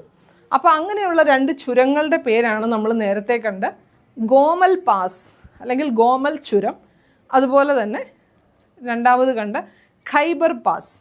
അപ്പം ഇത് രണ്ടും ഏത് മൗണ്ടൻസിനെ ക്രോസ് ചെയ്യുന്നതാണ് അല്ലെങ്കിൽ ഏത് മൗണ്ടൻ റേഞ്ചസിലാണ് ഇത് കാണപ്പെടുന്നതെന്ന് ചോദിച്ചു കഴിഞ്ഞാൽ അത് ഹിമാലയാസിൽ കാണപ്പെടുന്ന 2 ചുരങ്ങളാണ്. ഏതൊക്കെയാണ്? ഖൈബർ പാസും ഗോമൽ പാസും. ഇനി ഇദ്ദേഹം ആദ്യമായി കോൺകർ ചെയ്യുന്ന ഏരിയ എന്ന് പറയുന്നത് മുൾട്ടാനാണ്. അപ്പോൾ നമ്മൾ മുൾട്ടാൻ എവിടെയാണെന്ന് നേരത്തെ മനസ്സിലാക്കിയിട്ടുണ്ട്. മുൾട്ടാൻ എന്ന് പറയുന്നത് നമുക്കറിയാം ഇന്നത്തെ പ്രസന്റ് കാശ്മീരിൻ്റെയും പഞ്ചാബിൻ്റെയും ഭാഗമാണ് മുൾട്ടാൻ അല്ലേ. അപ്പോൾ ഏകദേശം മുൾട്ടാൻ എന്ന് പറയുന്ന ഒരു റീജിയൻ ഇവിടെയായിട്ട് വരും. ഈ ഒരു റീജിയനാണ് മുൾട്ടാൻ. അപ്പം നമുക്കറിയാം മുഹമ്മദ് ഗോറി വരുന്നത് അഫ്ഗാനിസ്ഥാനിലെ ഗസ്നിയിൽ നിന്നാണ്. ഇതാണ് ഗസ്നി എന്ന് വിചാരിക്കുക. ഗസ്നി എന്ന് പറയുന്ന രാജ്യത്തെ അല്ലെങ്കിൽ അവിടുത്തെ കിങ് ആണ് ഗോറി. ഗോറി വരുന്നു. ആദ്യം കീഴടക്കുന്ന സ്ഥലം ഇന്ത്യയിൽ മുൾട്ടാൻ എന്ന് പറയുന്ന റീജിയനാണ്. അതെവിടെയാണെന്ന് നിങ്ങൾക്ക് ഇപ്പോൾ മനസ്സിലായിട്ടുണ്ടാവും. പഞ്ചാബ് അല്ലെങ്കിൽ കാശ്മീരിൻ്റെ ഭാഗങ്ങൾ അടങ്ങുന്ന ഒരു റീജിയനാണ് മുൾട്ടാൻ. ഇനി മുഹമ്മദ് ഗോറിക്ക് തീർച്ചയായിട്ടും ഇന്ത്യയിലെ റീജിയൻസ് കോൺക്വർ ചെയ്യണമെന്നും അത് അദ്ദേഹത്തിൻ്റെ എംപയറിൻ്റെ ഭാഗമാക്കണമെന്നുമുള്ള അംബീഷൻസ് ഉണ്ടായിരുന്നു. മഹ്മൂദ് ഗസ്നിക്ക് അത്തരത്തിലുള്ള അംബീഷൻസ് ഉണ്ടായിരുന്നില്ല. അതാണ് ഗോറിയുടെ ഇൻവേഷനും ഗസ്നിയുടെ ഇൻവേഷനും തമ്മിലുള്ള ഡിഫറൻസ് എന്ന് പറയുന്നത്. ഗസ്നിക്ക് ഇന്ത്യയെ പ്ലണ്ടർ ചെയ്യുക, മാക്സിമം വെൽത്ത് അമാസ് ചെയ്യുക എന്നുള്ളതായിരുന്നു ഗോള്. പക്ഷേ മുഹമ്മദ് ഗോറിക്ക് അദ്ദേഹത്തിൻ്റെ ഒരു പ്രധാന ഗോൾ എന്ന് വെച്ച് കഴിഞ്ഞാൽ ഇന്ത്യയിലെ ടെറിട്ടറീസ് അനക്സ് ചെയ്ത് തൻ്റെ എംപയർ വലുതാക്കുക എന്നുള്ളതായിരുന്നു അദ്ദേഹത്തിൻ്റെ പ്രധാനപ്പെട്ട ഒരു ഗോള്. ഇനി ഗോറി ആരായിരുന്നു എന്ന് വെച്ച് കഴിഞ്ഞാൽ ഗോറി ഇന്ത്യയെ ഇൻവേഡ് ചെയ്യുന്നുണ്ട്. ഇന്ത്യയെ ഇൻവേഡ് ചെയ്യുന്നത് നമ്മൾ കണ്ടു. ആദ്യം മുൾട്ടാനാണ് ഇൻവേഡ് ചെയ്യുന്നത് 1175. ഇനി മുഹമ്മദ് ഗോറിക്ക് വളരെ പ്രധാനപ്പെട്ട അല്ലെങ്കിൽ വളരെ ഫേമസ് ആയിട്ടുള്ള കമാൻഡർ ഉണ്ടായിരുന്നു, ബക്തിയാർ ഖിൽജി. ഈ ബക്തിയാർ ഖിൽജി എന്താണ് ചെയ്തത് അല്ലെങ്കിൽ ഇദ്ദേഹത്തിൻ്റെ പ്രത്യേകത എന്താണെന്നൊക്കെ നമ്മൾ കാണും. അത് കുറച്ച് കഴിഞ്ഞ് നമ്മൾ ഡിസ്കസ് ചെയ്യുന്നതാണ്. നമ്മളിനി ബാറ്റിൽ ഓഫ് ടരൈൻ ആണ് കാണാൻ പോകുന്നത്. നമ്മളുടെ ഇന്നത്തെ ക്ലാസ്സിലെ പ്രധാനപ്പെട്ട തീമാണ് ബാറ്റിൽ ഓഫ് തരൈൻ. അപ്പോൾ ബാറ്റിൽ ഓഫ് തരൈൻ നമ്മൾ നേരത്തെ തൊട്ട് മുന്നേ കണ്ട ഒരാളുണ്ടല്ലോ, മുഹമ്മദ്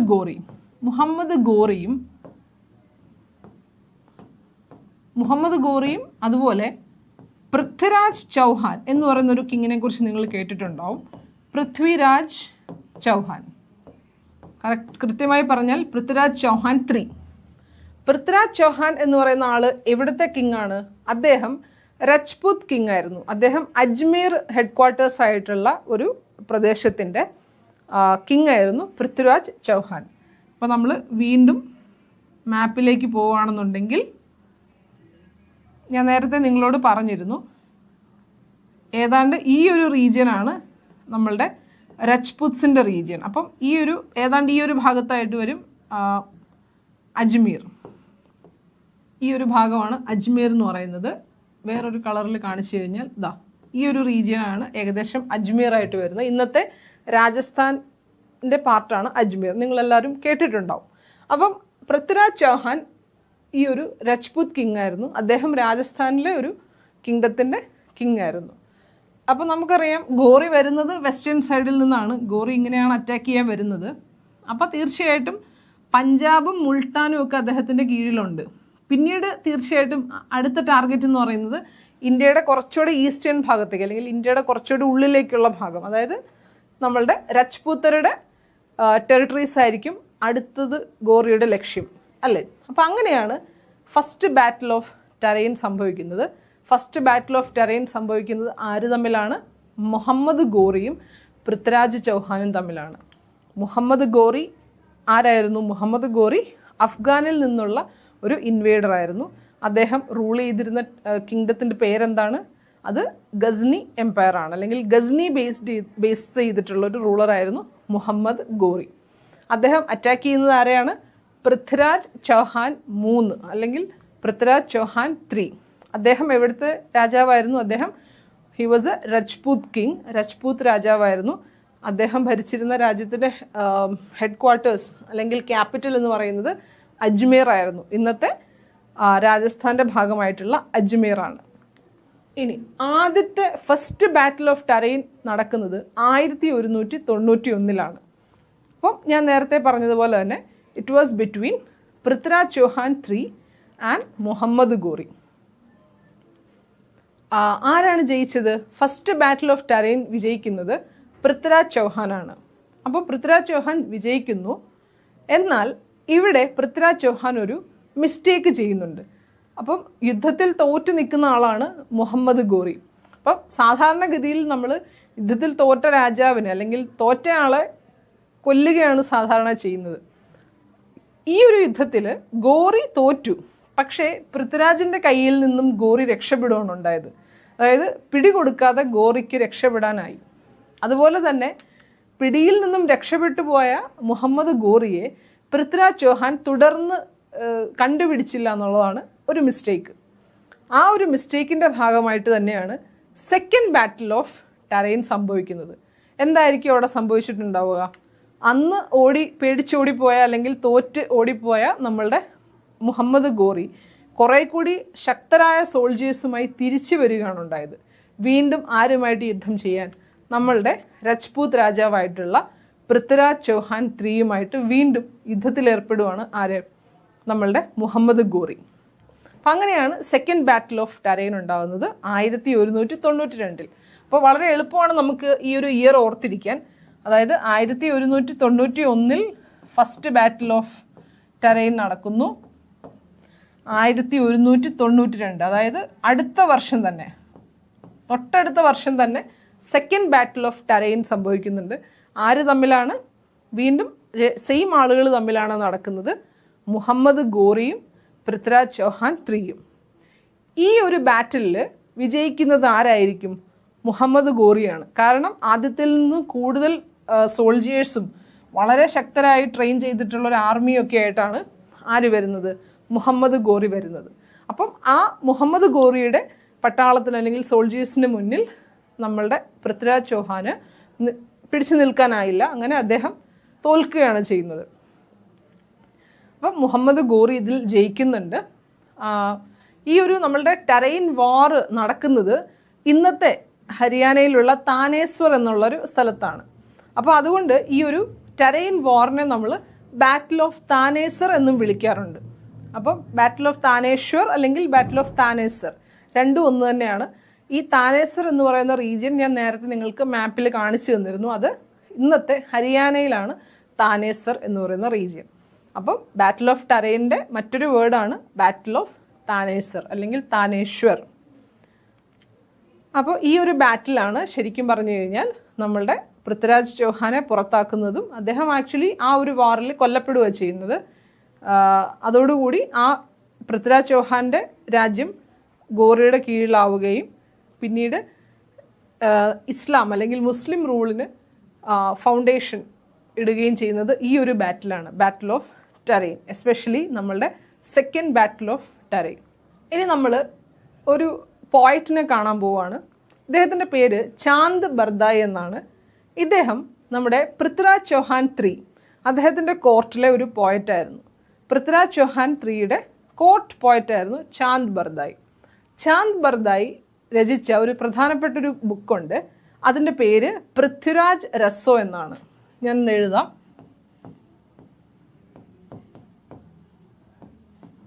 പൃഥ്വിരാജ് രസോ. ഓർക്കാൻ എളുപ്പമാണ്. അപ്പോൾ ഇത് ആരെക്കുറിച്ചുള്ള ബുക്കായിരിക്കും? നമുക്ക് ഈ പേരിൽ നിന്ന് തന്നെ മനസ്സിലാവും. അതായത് കിങ് പൃഥ്വിരാജിനെ കുറിച്ചുള്ള ബുക്കാണ്, അല്ലെങ്കിൽ അദ്ദേഹത്തിൻ്റെ കാലഘട്ടത്തിലെ വാർ, അദ്ദേഹത്തിൻ്റെ ജയങ്ങൾ, ഇതിനെക്കുറിച്ചൊക്കെ പ്രകീർത്തിച്ചുകൊണ്ടുള്ള ഒരു ബുക്കാണ് പൃഥ്വിരാജ് രസോ. അപ്പം അത് എഴുതിയത് ആരാണ്? ചാന്ദ് ബർദായി. അത് അദ്ദേഹത്തിൻ്റെ കോർട്ട് പോയറ്റായിരുന്നു ചാന്ദ് ബർദായി. ഇദ്ദേഹം അറിയപ്പെടുന്നത് ഫാദർ ഓഫ് ഹിന്ദി പോയട്രി എന്നും കൂടിയാണ്. അതായത് ഹിന്ദി ലാംഗ്വേജ് ഡെവലപ്പ് ചെയ്യുന്ന ആ ഒരു തുടക്കഘട്ടത്തിൽ തന്നെയാണ് ഈ ഒരു പൃഥ്വിരാജ് രസോ എഴുതപ്പെടുന്നത്. അപ്പം അതുകൊണ്ടാണ് ഇദ്ദേഹത്തെ നമ്മൾ ഫാദർ ഓഫ് ഹിന്ദി പോയട്രി എന്നുകൂടി വിളിക്കുന്നത്. നമ്മൾ കുറച്ചു നേരം മുന്നേ കണ്ടത് ഫാദർ ഓഫ് പേർഷ്യൻ റിനൈസൻസിനെ കണ്ടായിരുന്നു. ഫാദർ ഓഫ് പേർഷ്യൻ റിനൈസൻസ് എന്നറിയപ്പെടുന്നത് ആരാണ്? അദ്ദേഹം മഹ്മൂദ് ഗസ്നിയാണ് ഫാദർ ഓഫ് പേർഷ്യൻ റിനൈസൻസ് എന്ന് അറിയപ്പെടുന്നത്. ഇനി നമ്മൾ ഒന്ന് രണ്ട് കൺഫ്യൂസിങ് ഫാക്റ്റുകളിലേക്കാണ് പോകുന്നത്. ഒന്ന്, the last Hindu king to rule northern India, അതായത് നോർത്തേൺ ഇന്ത്യ റൂൾ ചെയ്യുന്ന ഏറ്റവും പ്രധാനപ്പെട്ട ഹിന്ദു കിങ് എന്ന് പറയുന്നത് പൃഥ്വിരാജ് ചൗഹാനാണ്. അതായത് പൃഥ്വിരാജ് ചൗഹാൻ 3. നിങ്ങളത് കുറച്ചുകൂടെ സ്പെസിഫിക് ആയിട്ട് ഓർത്തിരിക്കുകയാണെന്നുണ്ടെങ്കിൽ അത് പൃഥ്വിരാജ് ചൗഹാൻ 3 ആണ്. നമ്മൾ തൊട്ട് മുന്നേ കണ്ട ബാറ്റിൽ ഓഫ് ടരൈനിലൊക്കെ ഫൈറ്റ് ചെയ്ത പൃഥ്വിരാജ് ചൗഹാൻ 3. അദ്ദേഹം രജ്പുത് കിങ് ആയിരുന്നു. ഇനി മറ്റൊരു കൺഫ്യൂസിങ് ഫാക്റ്റ് എന്ന് പറയുന്നത് the last Hindu emperor to rule north India, അദ്ദേഹത്തിൻ്റെ പേര് ഹർഷവർദ്ധന എന്നാണ്. അപ്പോൾ ഹർഷവർദ്ധന ഏകദേശം നമ്മുടെ ഒരു 600 AD ഈ ഒരു പീരീഡിൽ, അതായത് നമ്മളുടെ ഒരു 7th സെഞ്ച്വറിയിലാണ് ഹർഷവർദ്ധന എന്ന് പറയുന്ന കിങ് റൂൾ ചെയ്തിരുന്നത്. അദ്ദേഹത്തിൻ്റെ ക്യാപിറ്റൽ ഏതായിരുന്നു എന്നറിയാവോ? അദ്ദേഹത്തിൻ്റെ ക്യാപിറ്റൽ നമ്മൾ കുറച്ച് മുന്നേ കണ്ട കനൗജാണ്. അപ്പോൾ ഹർഷവർദ്ധനയ്ക്ക് നമ്മളുടെ ഇപ്പോൾ കണ്ട ഗോറി അല്ലെങ്കിൽ നമ്മളുടെ പൃഥ്വിരാജ് ചൗഹാൻ ഇവരുമായിട്ടൊന്നും ബന്ധമില്ല. പക്ഷെ നമ്മളുടെ PSC എക്സാമിനേഷന് ചോദിക്കുന്ന ഒരു കൺഫ്യൂസിങ് ഫാക്റ്റാണ്. അതുകൊണ്ട് ഇത് ഒരുമിച്ച് തന്നേ ഉള്ളൂ. Last Hindu emperor to rule north India എന്ന് പറയുന്നത് ഹർഷവർദ്ധനയാണ്. അദ്ദേഹത്തിൻ്റെ ക്യാപിറ്റൽ കനൗജ് ആയിരുന്നു. അദ്ദേഹം റൂൾ ചെയ്തിരുന്നത് ഏകദേശം 7th സെഞ്ച്വറിയിലാണ് അദ്ദേഹം റൂൾ ചെയ്തിരുന്നത്. നമ്മളിപ്പോൾ പറയുന്നത് അദ്ദേഹം പൃഥ്വിരാജ് ചൗഹാൻ്റെ കാലഘട്ടം എന്ന് പറയുന്നത് 12th സെഞ്ച്വറിയാണ് അല്ലേ? കാര്യം അദ്ദേഹം മരണപ്പെടുന്നത് 1192 സെക്കൻഡ് ബാറ്റിൽ ഓഫ് ടരൈനിലാണ് നമ്മളുടെ പൃഥ്വിരാജ് ചൗഹാൻ എന്ന് പറയുന്ന റൂളർ മരിക്കുന്നത്. ഓക്കെ, ഇനി നമ്മൾ മിഡീവൽ ഇന്ത്യയിലെ ഏറ്റവും പ്രധാനപ്പെട്ട ഒരു വാർ കണ്ടു. ആ വാർ, അതായത് ബാറ്റിൽ ഓഫ് ടരൈൻ ആണ് നമ്മൾ കണ്ടത്. Battle of Tarain led to the foundation of Muslim rule in India എന്ന് നമ്മൾ കണ്ടു. ഇനി നമ്മൾ ആ ഒരു കോണ്ടെക്സ്റ്റിൽ അന്നത്തെ ഒരു മിഡീവൽ ഇന്ത്യയുടെ ഒരു സോഷ്യോ കൾച്ചറൽ ആസ്പെക്റ്റുകൾ, ഒന്ന് രണ്ട് കാര്യങ്ങൾ നമുക്ക് മനസ്സിലാക്കാം. അപ്പോൾ എന്തൊക്കെയാണ് സോഷ്യോ കൾച്ചറൽ ആസ്പെക്റ്റ്? അപ്പോൾ ഒന്നെന്ന് വെച്ച് കഴിഞ്ഞാൽ ഒക്യുപ്പേഷൻ ആൻഡ് അഗ്രികൾച്ചറാണ്. അപ്പോൾ നമുക്കറിയാം മിഡീവൽ ഇന്ത്യയാണ്, കാര്യമായിട്ടുള്ള സയൻറ്റിഫിക് ഡെവലപ്മെൻറ്റുകളോ അല്ലെങ്കിൽ ടെക്നോളജിക്കൽ ഡെവലപ്മെൻറ്റുകളോ ഒന്നും നടന്നിട്ടില്ല. അപ്പോൾ ഉറപ്പായിട്ടും അതൊരു അഗ്രേറിയൻ സൊസൈറ്റി ആവാനല്ലേ സാധ്യത. അപ്പം തീർച്ചയായിട്ടും നമ്മുടെ മിഡീവൽ ഇന്ത്യ എന്ന് പറയുന്നത് പ്രിഡോമിനൻ്റ്ലി ഒരു അഗ്രേറിയൻ സൊസൈറ്റി ആയിരുന്നു. അപ്പോൾ അതിൻ്റെ പ്രത്യേകതകൾ എന്തൊക്കെയാണെന്ന് നമുക്ക് നോക്കാം. പ്രധാനമായിട്ടും നമ്മൾ കൾട്ടിവേറ്റ് ചെയ്തിരുന്നത്, അതായത് ഇന്ത്യൻ സബ് കോണ്ടിനെൻറ്റിൽ അല്ലെങ്കിൽ ഇന്ത്യ എന്ന് പറയുന്ന ഒരു റീജിയണിൽ കൾട്ടിവേറ്റ് ചെയ്തിരുന്നത് കോട്ടൺ ഉണ്ടായിരുന്നു, പരുത്തി, അതുപോലെ ഗ്രെയിൻസ് എന്ന് പറയുമ്പോഴേക്കും നെല്ല്, ഗോതമ്പ്, ചോളം ഇതെല്ലാം ഉണ്ടായിരുന്നു. അതുപോലെ പൾസസ്, പയറുവർഗ്ഗങ്ങൾ, അത് ഇന്നും നമ്മളുടെ പ്രധാനപ്പെട്ട ഒരു ഇമ്പോർട്ടൻ്റ് ആയിട്ട് നമ്മൾ കൾട്ടിവേറ്റ് ചെയ്യുന്ന ഒരു പ്രൊഡക്റ്റാണ് പൾസസ്, ഗ്രെയിൻസ് ഇതെല്ലാം. അതുപോലെ ഇൻഡിഗോ എന്ന് വെച്ച് കഴിഞ്ഞാൽ നിങ്ങൾക്ക് പലർക്കും അറിയാമായിരിക്കും. ഇൻഡിഗോ എന്ന് പറയുന്ന ഒരു ഡൈ ആണ്, ഒരു നീല കളറിലുള്ള ഒരു ഡൈ ആണ്. അതായത് വസ്ത്രങ്ങൾക്ക് ചായം കൊടുക്കുന്ന ഒരു വസ്തുവാണ് ഇൻഡിഗോ. അപ്പം ഇൻഡിഗോ കൾട്ടിവേഷനും ഇന്ത്യയിൽ ധാരാളം ഉണ്ടായിരുന്നു. പിന്നീട് ഷുഗർ കെയിൻ അല്ലേ. അപ്പം ഇത് നമുക്ക് ഓർത്തിരിക്കാൻ ഒത്തിരി ബുദ്ധിമുട്ടൊന്നുമില്ല. കാരണം നമ്മളിപ്പം 21st സെഞ്ച്വറി അല്ലെങ്കിൽ 2025 ഇന്ത്യയുടെ പ്രധാനപ്പെട്ട അഗ്രികൾച്ചറൽ പ്രൊഡ്യൂസുകൾ ഏതൊക്കെയാണെന്ന് നോക്കിക്കഴിഞ്ഞാൽ തീർച്ചയായിട്ടും ഇവരെല്ലാവരും ഉണ്ട്. കോട്ടൺ തീർച്ചയായിട്ടും ഉണ്ട്, ഗ്രെയിൻസ് അതായത് നമ്മളുടെ അരി, ഗോതമ്പ് മുതലായ എല്ലാ ഗ്രെയിൻസിൻ്റെയും പ്രധാനപ്പെട്ട ഒരു പ്രൊഡ്യൂസർ ഇന്ത്യയാണ്. പൾസസ് ഇന്നും നമ്മൾ പ്രൊഡ്യൂസ് ചെയ്യുന്നുണ്ട്. ഇൻഡിഗോ തീർച്ചയായിട്ടും ഉണ്ട്. അതുപോലെ ഷുഗർ കെയിൻ, ഇതിൻ്റെ എല്ലാം മേജർ പ്രൊഡ്യൂസേഴ്സ് ഇന്നും ഇന്ത്യ തന്നെയാണ്. അപ്പോൾ നമുക്കത് ഓർത്തിരിക്കാൻ ബുദ്ധിമുട്ടൊന്നുമില്ല. അതുപോലെ നമ്മൾ മിഡീവൽ ഇന്ത്യ പഠിക്കുമ്പോൾ നമ്മൾ പ്രധാനമായിട്ടും പഠിക്കുന്ന മറ്റൊരു ടേമാണ് ജാഗിർദാരി സിസ്റ്റം എന്ന് പറയുന്നത്. ജാഗിർദാരി സിസ്റ്റം എന്താണ് എന്ന് വെച്ച് കഴിഞ്ഞാൽ it is the system of granting land as a salary to officials. അപ്പോൾ ഇത്രയേ ഉള്ളൂ. ഒരു രാജാവ് ഉണ്ടാവും, രാജാവിൻ്റെ കീഴിൽ ഒത്തിരി ഉദ്യോഗസ്ഥന്മാരും ഉണ്ടാവും. പ്രധാനപ്പെട്ട പല പോസ്റ്റുകളിൽ അല്ലെങ്കിൽ പദവികളിൽ ഉദ്യോഗസ്ഥന്മാരുണ്ടാവും. ഈ ഉദ്യോഗസ്ഥർക്ക് സാലറി കൊടുക്കണം അല്ലേ. ഇന്നത്തെ നമ്മളുടെ 2025 നമ്മൾ സാലറി പണമായിട്ടാണ് കൊടുക്കുന്നത്. ഉദ്യോഗസ്ഥരുടെ അക്കൗണ്ടിലേക്ക് അവരുടെ സാലറി കിട്ടും. എന്നാൽ അന്ന് മിഡീവൽ ഇന്ത്യയിൽ മണി ഇക്കോണമി ഒന്നും ഡെവലപ്പ് ചെയ്തിട്ടില്ല. അപ്പം ഉദ്യോഗസ്ഥർക്ക്, വളരെ ഇമ്പോർട്ടൻ്റ് ആയിട്ടുള്ള ഉദ്യോഗസ്ഥർക്ക് സാലറി കൊടുത്തിരുന്നത് ഇത്ര ലാൻഡ് അവരുടെ പേരിൽ അങ്ങ് ഗ്രാൻഡ് ചെയ്ത് കൊടുക്കും. അപ്പോൾ അതിൽ നിന്ന് കിട്ടുന്ന റവന്യൂ ആണ് ഈ ഉദ്യോഗസ്ഥർ അവരുടെ സാലറി ആയിട്ട് എടുത്തിരുന്നത്. അപ്പോൾ അതാണ് ജാഗിർദാരി സിസ്റ്റം എന്ന് പറയുന്നത്. അപ്പം ഉദ്യോഗസ്ഥരുടെ സാലറി ആയി കൊടുത്തിരുന്നത് എന്താണ്?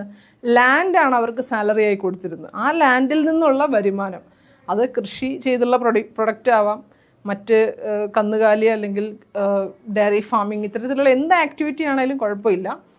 എന്താണെങ്കിലും ആ ലാൻഡിൽ നിന്ന് കിട്ടുന്ന പണമാണ് അവരുടെ സാലറി. അപ്പോൾ ആ ഒരു സിസ്റ്റത്തെയാണ് നമ്മൾ ജാഗിർദാരി സിസ്റ്റം എന്നുകൊണ്ട് ഉദ്ദേശിക്കുന്നത്. പിന്നെ അതുപോലെ തന്നെ മിഡീവൽ ഇന്ത്യയിൽ പോസ്റ്റൽ സിസ്റ്റം എക്സിസ്റ്റ് ചെയ്തിരുന്നു. അതായത് നമ്മളുടെ ഇന്നത്തെ പോസ്റ്റ് പോലെ, ഇന്നത്തെ പോസ്റ്റൽ ഡിപ്പാർട്ട്മെൻറ്റ് ചെയ്യുന്ന അതേ ജോലി നമ്മളുടെ അന്ന് മിഡീവൽ പീരീഡിലും ഉണ്ടായിരുന്നു. അപ്പം അന്നത്തെ മിഡീവൽ ഇന്ത്യയിൽ ഉണ്ടായിരുന്ന പോസ്റ്റൽ സിസ്റ്റത്തിൻ്റെ 2 ടേംസ് ആണ് നമ്മളിനി കാണാൻ പോകുന്നത്. ഒന്ന് ഉലുഖ്, 2 ദാവ. അപ്പോൾ ഉലുഖ് ദാവ എന്താന്ന് വെച്ച് കഴിഞ്ഞാൽ, ഉലുഖ് എന്ന് വെച്ച് കഴിഞ്ഞാൽ പോസ്റ്റ് ഓൺ ഹോഴ്സ് ആണ്. അതായത് കുതിരപ്പുറത്തായിരിക്കും പോസ്റ്റ്മാൻ ഇങ്ങനെ കത്തുകളുമായിട്ട് പോകുന്നത്. അതായത് ഇപ്പം ഒരു മൈൽ ഓരോ 4 മൈൽ കൂടുമ്പോഴും ഓരോ കുതിരപ്പടയാളികളുണ്ടാവും. അപ്പോൾ ഇവിടെ ഒരു പോസ്റ്റ് ഉണ്ടാവും. അപ്പോൾ ഇവിടെ നിന്ന് ഒരു കത്ത് കളക്ട് ചെയ്തൊരു കുതിരപ്പുറത്തൊരു ഉദ്യോഗസ്ഥന് ഓടി 4 മൈൽ കഴിയുമ്പോൾ അടുത്ത ഉദ്യോഗസ്ഥനുണ്ടാവും. അപ്പോൾ അദ്ദേഹത്തിൻ്റെ കൈ കൊടുക്കും. അങ്ങനെ അദ്ദേഹം അടുത്ത 4 മൈൽ വരെ ഇദ്ദേഹം കൊണ്ടുപോകും ഈ കത്തുകൾ. അപ്പം കുതിരപ്പുറത്തുള്ള ഒഫീഷ്യൽസ് കത്തുകൾ കൈമാറിയിരുന്ന ഒരു സംവിധാനത്തെയാണ് നമ്മൾ ഉലുഖ് എന്ന് പറഞ്ഞ് ഉദ്ദേശിക്കുന്നത്. ഇനി ഇതിന് സിമിലർ ആയിട്ട് തന്നെ കാൽനടയായിട്ടും നമുക്ക് പോസ്റ്റൽ സർവീസ് ഉണ്ടായിരുന്നു. അതിനെയാണ് നമ്മൾ ദാവ എന്ന് പറയുന്നത്. അതായത് പോസ്റ്റ് ഓൺ ഫുട്ട് എന്ന് നമുക്ക് വേണമെങ്കിൽ വിളിക്കാം. Post on foot. അപ്പം നിങ്ങൾക്ക് ഏകദേശം മനസ്സിലാവില്ല. അതായത് കാൽനടയായിട്ടുള്ള ഒഫീഷ്യൽസ് ആയിരിക്കും, ഒഫീഷ്യൽസ് അല്ലെങ്കിൽ ഉദ്യോഗസ്ഥർ കാൽനടയായിട്ടായിരിക്കും ഈ പോസ്റ്റുകൾ എത്തിക്കുക. അപ്പോൾ ദാവ എന്ന് വെച്ച് കഴിഞ്ഞാൽ ഇതൊരു മൈലാണെന്നുണ്ടെങ്കിൽ ഒരു മൈലിൻ്റെ 1/3 നമ്മൾ ദാവ എന്ന് വിളിക്കുക. അപ്പോൾ ഓരോ 1/3 ഡിസ്റ്റൻസിലും ഓരോ ഒഫീഷ്യൽസ് ഉണ്ടാവും. അപ്പോൾ ഇവിടെ ഒരു ഒഫീഷ്യൽ ഉണ്ടാവും. അപ്പോൾ ഇവിടെ നിന്ന് വരുന്ന ഒഫീഷ്യൽ കത്ത് ഇദ്ദേഹത്തിന് കൊടുക്കും. ഇദ്ദേഹം ഇത്ര ഡിസ്റ്റൻസ് കവർ ചെയ്ത് അടുത്ത ഒഫീഷ്യലിന് കൈമാറും. അടുത്ത ഒഫീഷ്യൽ ഇത്ര ഡിസ്റ്റൻസ് കവർ ചെയ്ത് അടുത്ത ഒഫീഷ്യലിന് കൈമാറും. അപ്പോൾ ദാവ എന്ന് വെച്ച് കഴിഞ്ഞാൽ ഒന്നുമില്ല, ഒരു മൈലിനെ 3ആയി തിരിക്കുന്നു. എന്നിട്ട് ആ ഓരോ 1/3 ലൊക്കേഷനിൽ ഓരോ ഉദ്യോഗസ്ഥരെ പ്ലേസ് ചെയ്യുന്നു. എന്നിട്ട് ഓരോരുത്തർക്കും കത്തുകൾ കൈമാറുന്നു. അങ്ങനെ അത് ലക്ഷ്യസ്ഥാനത്ത് എത്തിക്കുന്നു. ആ ഒരു സിസ്റ്റമാണ്. അപ്പോൾ ഉലുഖ് എന്ന് പറഞ്ഞു കഴിഞ്ഞാൽ അതും പോസ്റ്റൽ സംവിധാനവുമായി ബന്ധപ്പെട്ടതാണ്. ദാവ എന്ന് പറഞ്ഞു കഴിഞ്ഞാൽ അതും പോസ്റ്റൽ സംവിധാനവുമായി ബന്ധപ്പെട്ടതാണ്. ഇനി ഉലുഖും ദാവയും തമ്മിലുള്ള വ്യത്യാസം എന്താണ്? ഉലുഖ് എന്ന് വെച്ച് കഴിഞ്ഞാൽ പോസ്റ്റ് ഓൺ ഹോഴ്സ് ആണ്. കുതിരപ്പുറത്തേറിയ ഉദ്യോഗസ്ഥരായിരിക്കും ഈ പോസ്റ്റ് കാര്യങ്ങളൊക്കെ അതാത് സ്ഥലങ്ങളിൽ എത്തിക്കുന്നത്.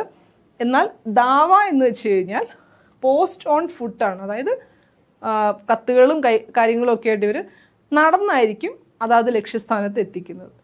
ഓക്കെ, അപ്പോൾ നമ്മൾ ഇത്രയും പോയിന്റ്സ് കണ്ടിരുന്നു. ജാഗിർദാരി കണ്ടു, പോസ്റ്റൽ സിസ്റ്റം, ഉലുഖ്, ദാവ.